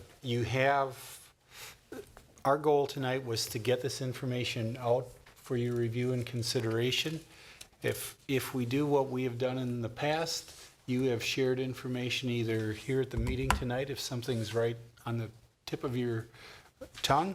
Otherwise, you've provided that information to Steve, and Steve has provided it to me, and we route it through the administrative process and then get you an answer well in advance of the night we're seeking your recommendation, which it is a late meeting in April. It's actually April 13th this year. So we have plenty of time to answer all of your questions, and we're happy to answer some questions if you have specific ones tonight as well. I have one more thing. And I did want everyone to know, I did make a note here for Troy's information about the para supervision, and now that we have a decision on school start times, I can start looking at that and what that means for our hourly folks, so I will come back with information about that as well. Any questions for Gina or Brian? Krista, go ahead. Some are questions, some are maybe suggestions. I see that we haven't looked at the staffing guiding principles. I know I've mentioned this in the past too, since February 9th of 2015, and I don't know if that's a discussion for this or if it's something that Leslie would put on our strategic planning session for May, but 5 years is a long time to look at how we really have guiding principles for a budget in times of change, so I really would encourage us to look at that. Couple other things. Gina, you mentioned for the non-educator staff salary increases, the 2%. What are the comparable districts you talked about that do that at 2%? Do you know offhand? Yes. So as HR directors, Dane County HR directors, we meet once a month. And so we're all in the same process of looking at what we recommend for next year. So when I look at comparable districts, I always monitor what Madison is doing, but they're not necessarily, they're so different than we are. So I really look at Stoughton, McFarland, Verona, Sun Prairie, Middleton, DeForest, and Wanakee. Okay, thanks. Couple other things. One, for the three, and maybe this isn't for discussion, but to get to us later, the breakdown between of the two educator compensation plan, the 204 and the 325, it would be good to know how you break that up in terms of what you're looking at for off schedule or what the plan is, what makes up those amounts. Same for the remaining unallocated funds in the fund balance, that 341. You have a few things in that box. It would be good to know how that is broken up. Then I guess my other big question is associated with the neighborhood model that Jim presents. I think one thing the school start times has really helped us do is really get out of the silos that we're looking at K-6 and we're looking at 7-12. And if you're building this whole neighborhood model for 9-12, why are we not looking at it for 7-8? That we're really looking at this piece of how we're viewing kids and relationships and the communities and the neighborhoods. Shouldn't we be looking at 7-8? Because we know that we're dealing with mental health and behavioral issues, and I'm guessing that this is a plan that not only helps with career preparedness, but looks at behavior and how we're handling and how we're allocating staff. And if we're not going to look at a dean of students model, I think we really should be looking more at 7-12 together and how we're building these. If you want to do it more piecemeal or building teams around kids, we should look at 7-8 in that plan. And I don't know if other board members agree, but that's just something that occurred to me.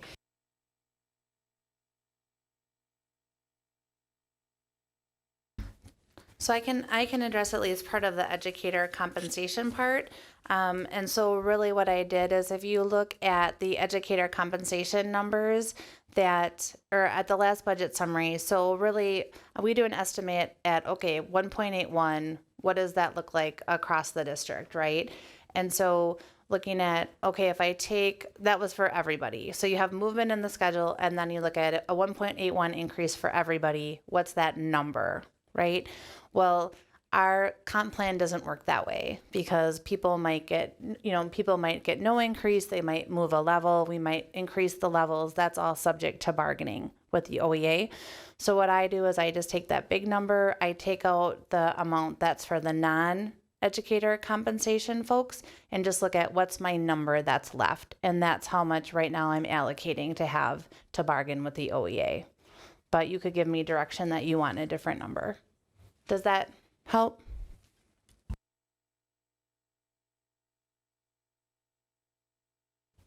Any other questions at this point? I know it's a lot to digest. Barb? Looking at the neighborhood model, I mean, it seems like I understand the rationale for it. It seems like it could be very helpful. Has the staff weighed in on this and how they see that might work at the high school? So I'm going to look to Leslie, Brad, and Kim for that. Okay. And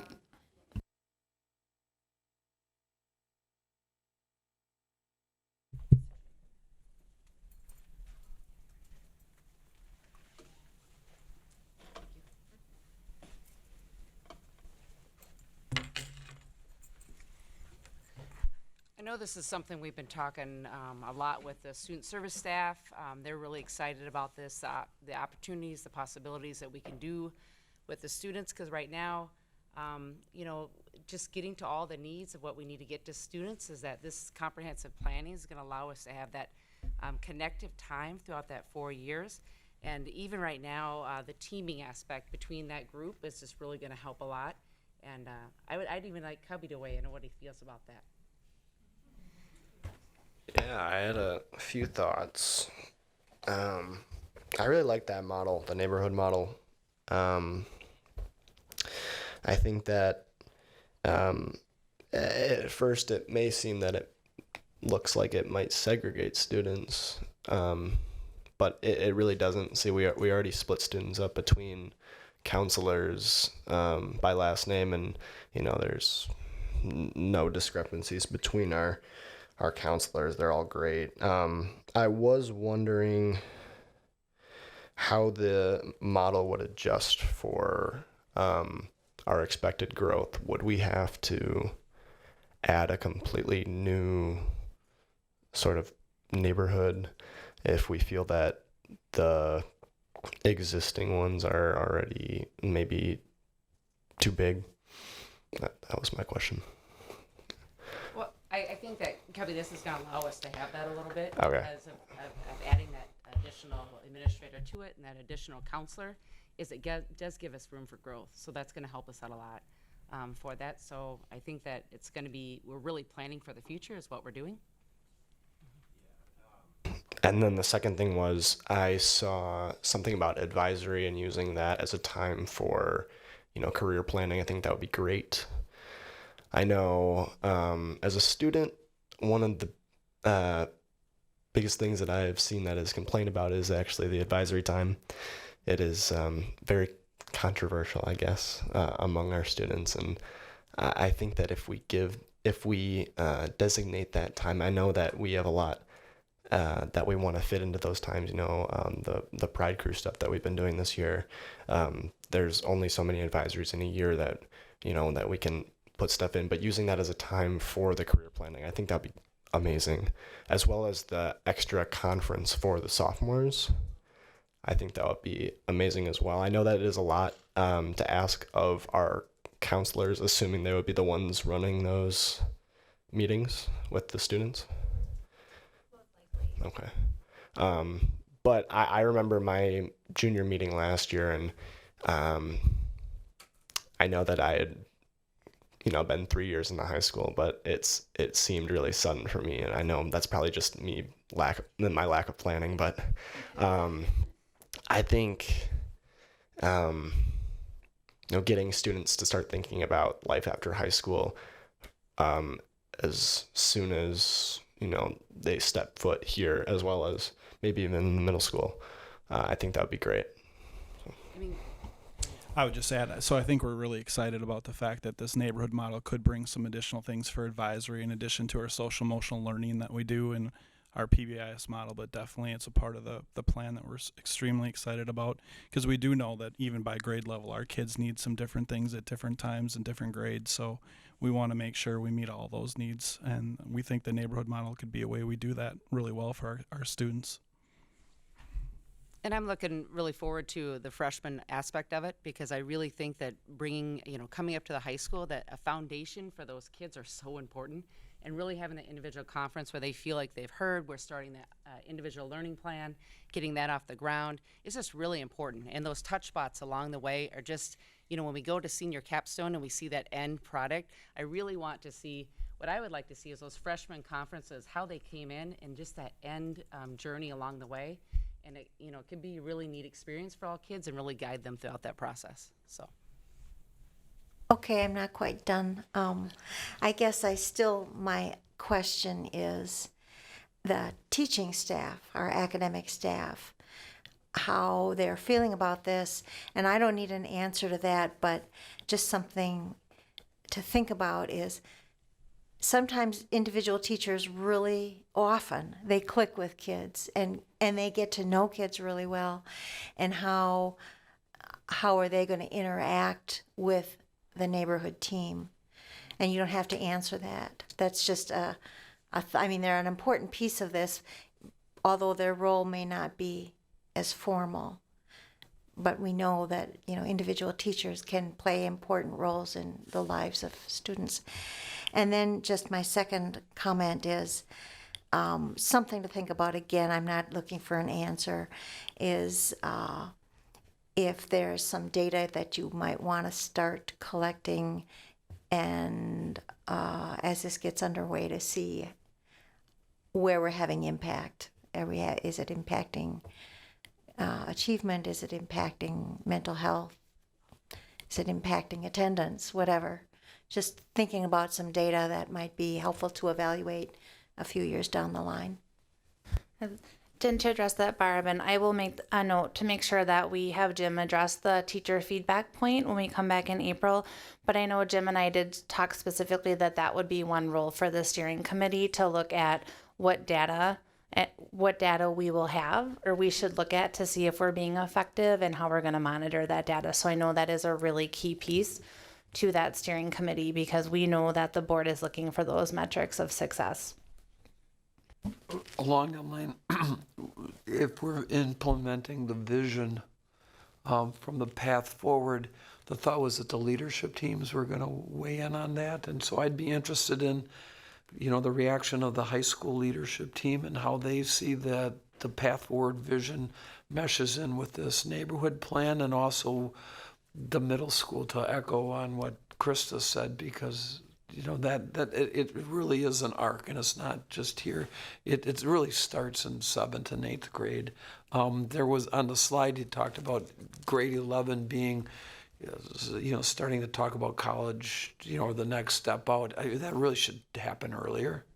I mean, that's a freshman high school pathway. So, I know there's a lot to work out on this, but I would encourage a broader look at that. I mean, when I first heard that, Leslie and Brian kind of gave me a heads up when we met, and I said, that's a really intriguing way to get at the path forward and the planning that we had talked about, and revamping how we look at the counseling and the guidance area along with the APs and the role there, and how that might work in with the teachers too, because you could assign teachers into a neighborhood as well to work with the kids. I mean, that really an intriguing way to go about it. Yes, and I know the leadership team is a really critical component to the thinking of this as well. So I have made notes to that effect. The other aspect is we just talked about bringing in mentors and teachers kind of taking on mentorship of those students in different capacities. So that could be another aspect, kind of what you're talking about. Expanding the neighborhood, you're putting the leadership guide, that whole model is going to be labor intensive and personnel intensive to make sure it's structured the right way and people know how to run it the right way. And so that makes a lot of sense to me to do that. But the neighborhood's broader than just those three. I mean, the three would help facilitate a lot of that conversation and discussion with the student. I guess the other questions I have about the neighborhood is there's this ACP component, right? There's a mental health component, and then we're also dealing with things that are coming down the pipeline in terms of behavioral or anti-hate speech, and so I'm looking at consistency across neighborhoods and buildings, and so I think that's more of the component of the neighborhood. Like a community deals with a lot of things, and so are the people in the neighborhood that have expertise and knowledge to deal with all those things, and how are the neighborhoods working together, and that puts it also puts a lot of stress on a principal or assistant principal. And if we're investing in more associate principals, I think that has to be this piece of how are you all connecting across buildings, right? It's easier if you have a dean of students concept because it ends with one person, but you all have different philosophies too about how you look at things. And so how are we as a board looking across buildings, because these are families and kids, and they don't start and stop once they change a building.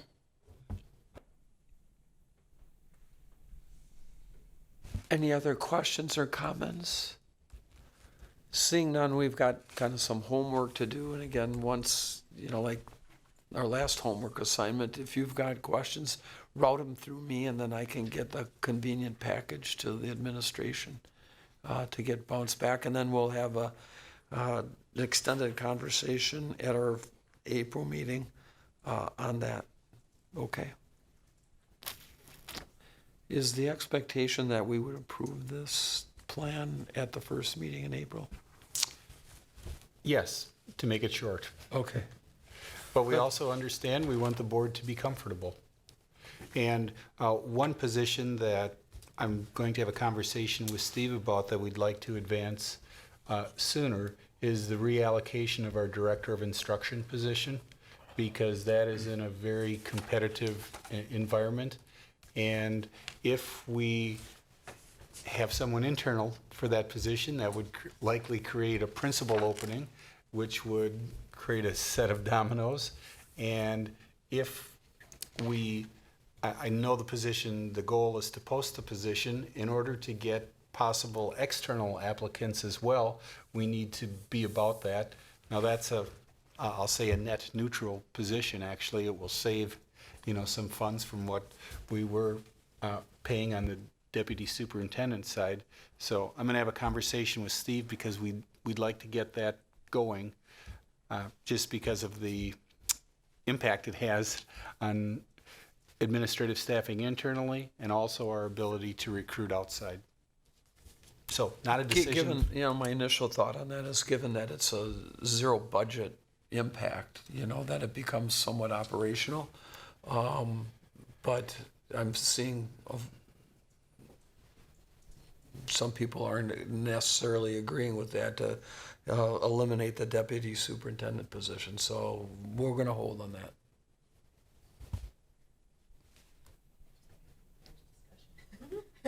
Yeah, that's why I asked.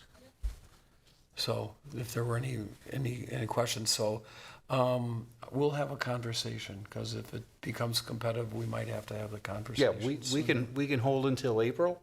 Okay. Our preference would be to, post it as soon as we can. Okay. Good. Any other questions? All right. Informational items, COVID-19.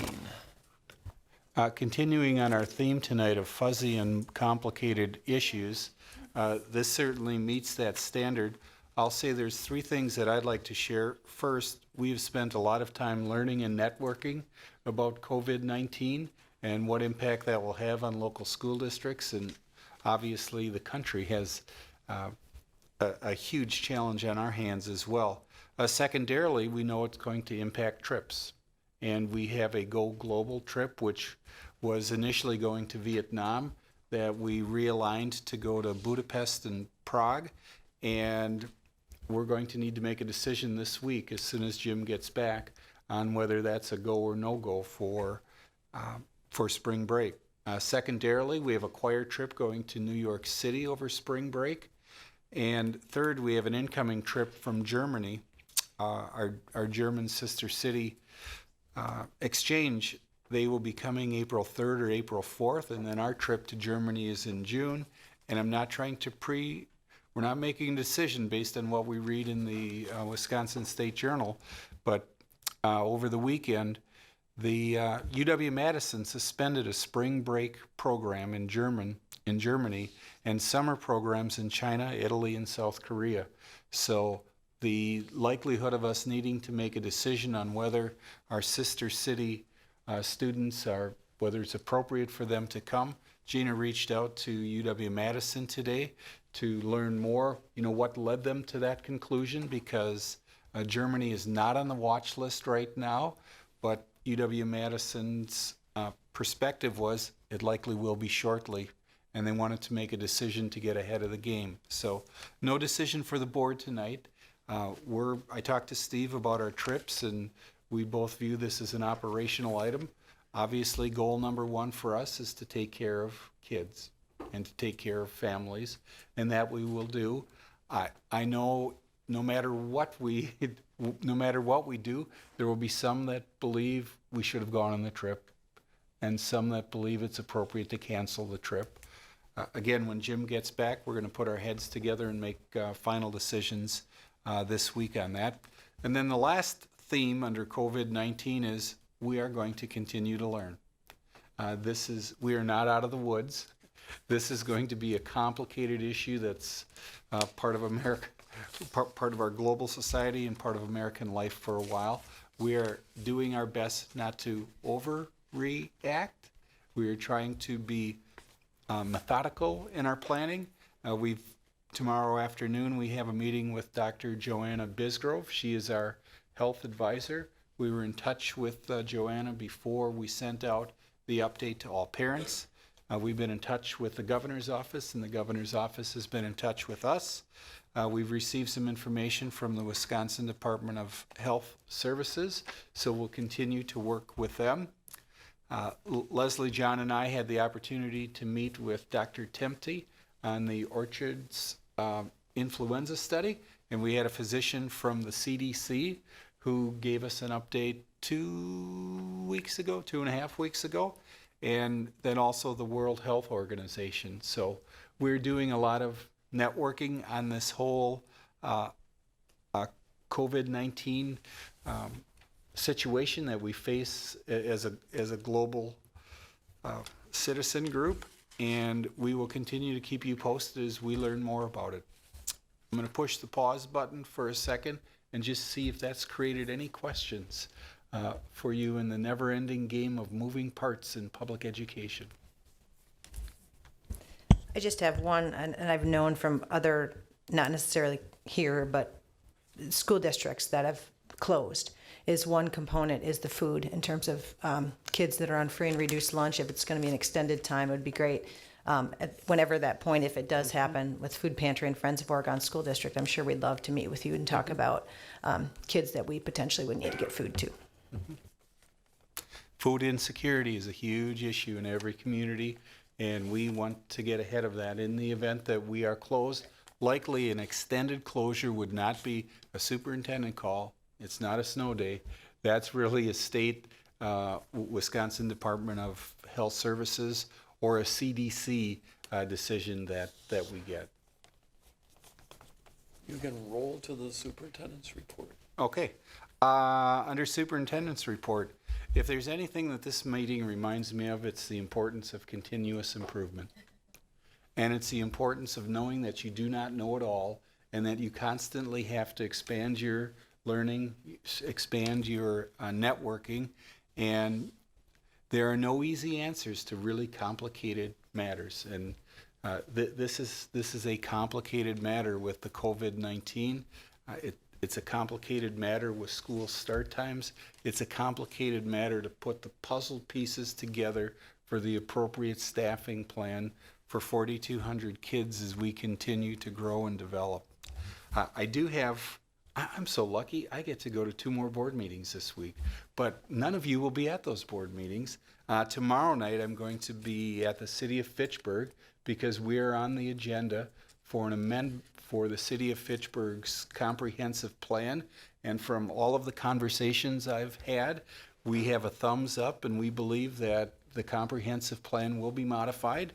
And then I always refer to it as the Donaldson property. It's technically the Oregon School District residence property, but the Donaldson property would then be approved for an institutional use, and we can continue to plan and get it set for the next referendum of a middle school and athletic fields and all of the other planning that we're looking at in the years ahead. We also, another item to report on, I pinned down just this morning our shared service agreement meeting, which is connected to the Donaldson plan. We will be meeting with the Village of Oregon and the City of Fitchburg. It's just a staff meeting to sort of kick off our work on preparing the shared service agreement so we can get water and sewer access to the Donaldson property. It's something Steve and I have been talking about for a while, and it is on my homework list to get finished here in the final leg of my work with the district, and we will do our best to get that done. We're scheduled for next Thursday at 10 a.m. and we'll continue to bring that forward and we'll provide you with updates. And again, our informal conversations that we've had, we thought we could wrap this up in a couple of months. A reminder on the capital maintenance. I hope you noticed at the very bottom of the capital maintenance, it's about $600,000. And just dusting off your memory in a positive way, not in a COVID-19 way, $400,000 of that came from the referendum. And that $400,000 is now permanent funding that Andy and Zane have access to, so we can continue to invest in our facilities and keep them looking great. There's $200,000 that's been part of our annual operating budget, and Andy has protected those funds to make sure that we have the infrastructure type of investment we need, because I have not put together a calculation of what the physical assets that the residents of the Oregon School District own, but it has to be close to $300 million worth of school investments. And we need to continue to invest in that so we don't get in a situation where we have to have referendums to pay for fixing black asphalt and concrete, etc. Then something I found that I didn't know I was going to report on, but an alum of the Oregon School District and a parent in the Oregon School District, I found her picture today in a Madison College newsletter, and I know you know this individual. It's Dr. Lene Lavoie, and she recently received recognition from the Wisconsin Association of Hospitality and Lodging Association as the Associate of the Year. She's a professor at Madison College. She's been very involved in various community groups and is a parent of, I think, 3 children in the Oregon School District. So it's great when you open up a newsletter and you see a friendly face. So a little shout out to her for that important recognition. And then lastly, you might know something that's coming up. It's called spring break, which is the greatest thing in the world we've learned from our influenza study. It's a way to clean out our school district and to drop, to increase attendance rates following spring break and to drop all of the germs. And as Dr. Temke told us, the regular cold and flu virus will the host will stay for about 6 hours. After 6 hours, which means every weekend we get clean, our facilities get cleared out. But he has charted data for the last 7 years, and following spring break, there is a real decline in influenza. So our spring break's coming up March 23rd to the 27th. There will be a few of us around. I won't be one of those people around, but I will have my cell phone in the event that you need something. So with that, I'll stop to see if you have any questions for me. Anything? All right, going to closing. G, future agenda. We're gonna have staffing. Are we gonna have anything from policy? Will you guys be ready? Maybe, probably not. Okay. School naming or district naming. We'll probably have that on as an agenda item. Do we need to have a vision committee meeting to discuss it, or Brian, you know? Yeah. Why don't you guys talk about, going through that? So those are some topics. We got a couple things brewing that we've got to close out the loop on to make sure. And then Steve, I also jotted down in the event that the board wants to take a position on the conversation with the park board. So got it. But we have a long time. We have almost 4 weeks before our next board meeting. Right. And if anyone has anything else that they need on the agenda, let me know. We'll probably start at 6 o'clock because, I was thinking cupcakes. Do cupcakes work, Barb? Okay, so we're going to have a reception for Barb and Courtney, where that will be their last meeting, regular meeting. So we'll have Katie get in touch with you. If you want cake, you can have cake, but no. Okay, so mark it for 6 o'clock start, okay? Let's go to checkout. Anna, thanks for your comments tonight and your work on that. It was really good. Yeah. I have nothing. Courtney? Okay. Barb? Tim? Krista? Just to say that we have our policy committee meeting tomorrow at 3:30 in the district office, if any other board members would like to attend, with this side of the room. Yes. Yeah, a couple things. One is just to reiterate what was mentioned earlier. Our girls basketball is going to the state tournament, and they'll be playing Friday at 1:30 at the Rush Center. And I didn't realize it had been that long since I went to state, because the 1980 was when Lisa Stone, or Lisa Anderson back then, was on the team, and Donna Freitag, was on that team, and Lisa eventually became the coach at UW, and Donna was her assistant. So they were tremendous. That was a really good basketball team, and it's been nice to watch this team make its run. I will be up there. I will be with my father-in-law, who likes to go watch that sort of thing. So then we're going to fish fry, and we'll go down LeBrun Road in Alloway. Secondly, Courtney's got a big event on Saturday night. Yeah, Courtney's the chair of the JDRF Juvenile Diabetes Research Foundation Gala. And chair, good luck with that. I hope you raise a ton of money. Yeah, see that's a really big and time-consuming job. So it's really, yeah. So you mentioned that we saw somebody, Lene Lavoie, in the paper Robert Kirchdorfer is a grad from Oregon, and he's been in the news because he's on the faculty at the UW and has been involved in a lot of the COVID-19 stuff. And he's the youngest son of Deanna Kirchdorfer, a longtime teacher in the district. So it was cool. I coached him in mock trial, and glad he didn't go the lawyer route. He went to the more lucrative route of being a researcher at the UW. Finally, a big shout out to Nate Mendel, who is our PAC director, who had the second in a series of events at the PAC. This was with Revoiced. We talked about it earlier. He had a huge crowd, about 550 people there. It was really good. They did a lot of work in the district with some of the schools in terms of teaching them, the five guys in the band. And so the PAC was packed with families and young kids. It was a family night out, and one of his goals is to make this series not only very high quality but also affordably priced. And it met both of those. Andy and I were there. It was really, really good. And to hear the sound in the PAC and to see the lighting's fantastic. So big shout out to Nate.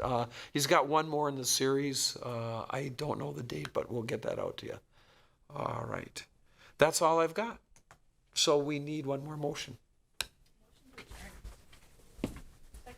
All in favor signify by saying aye.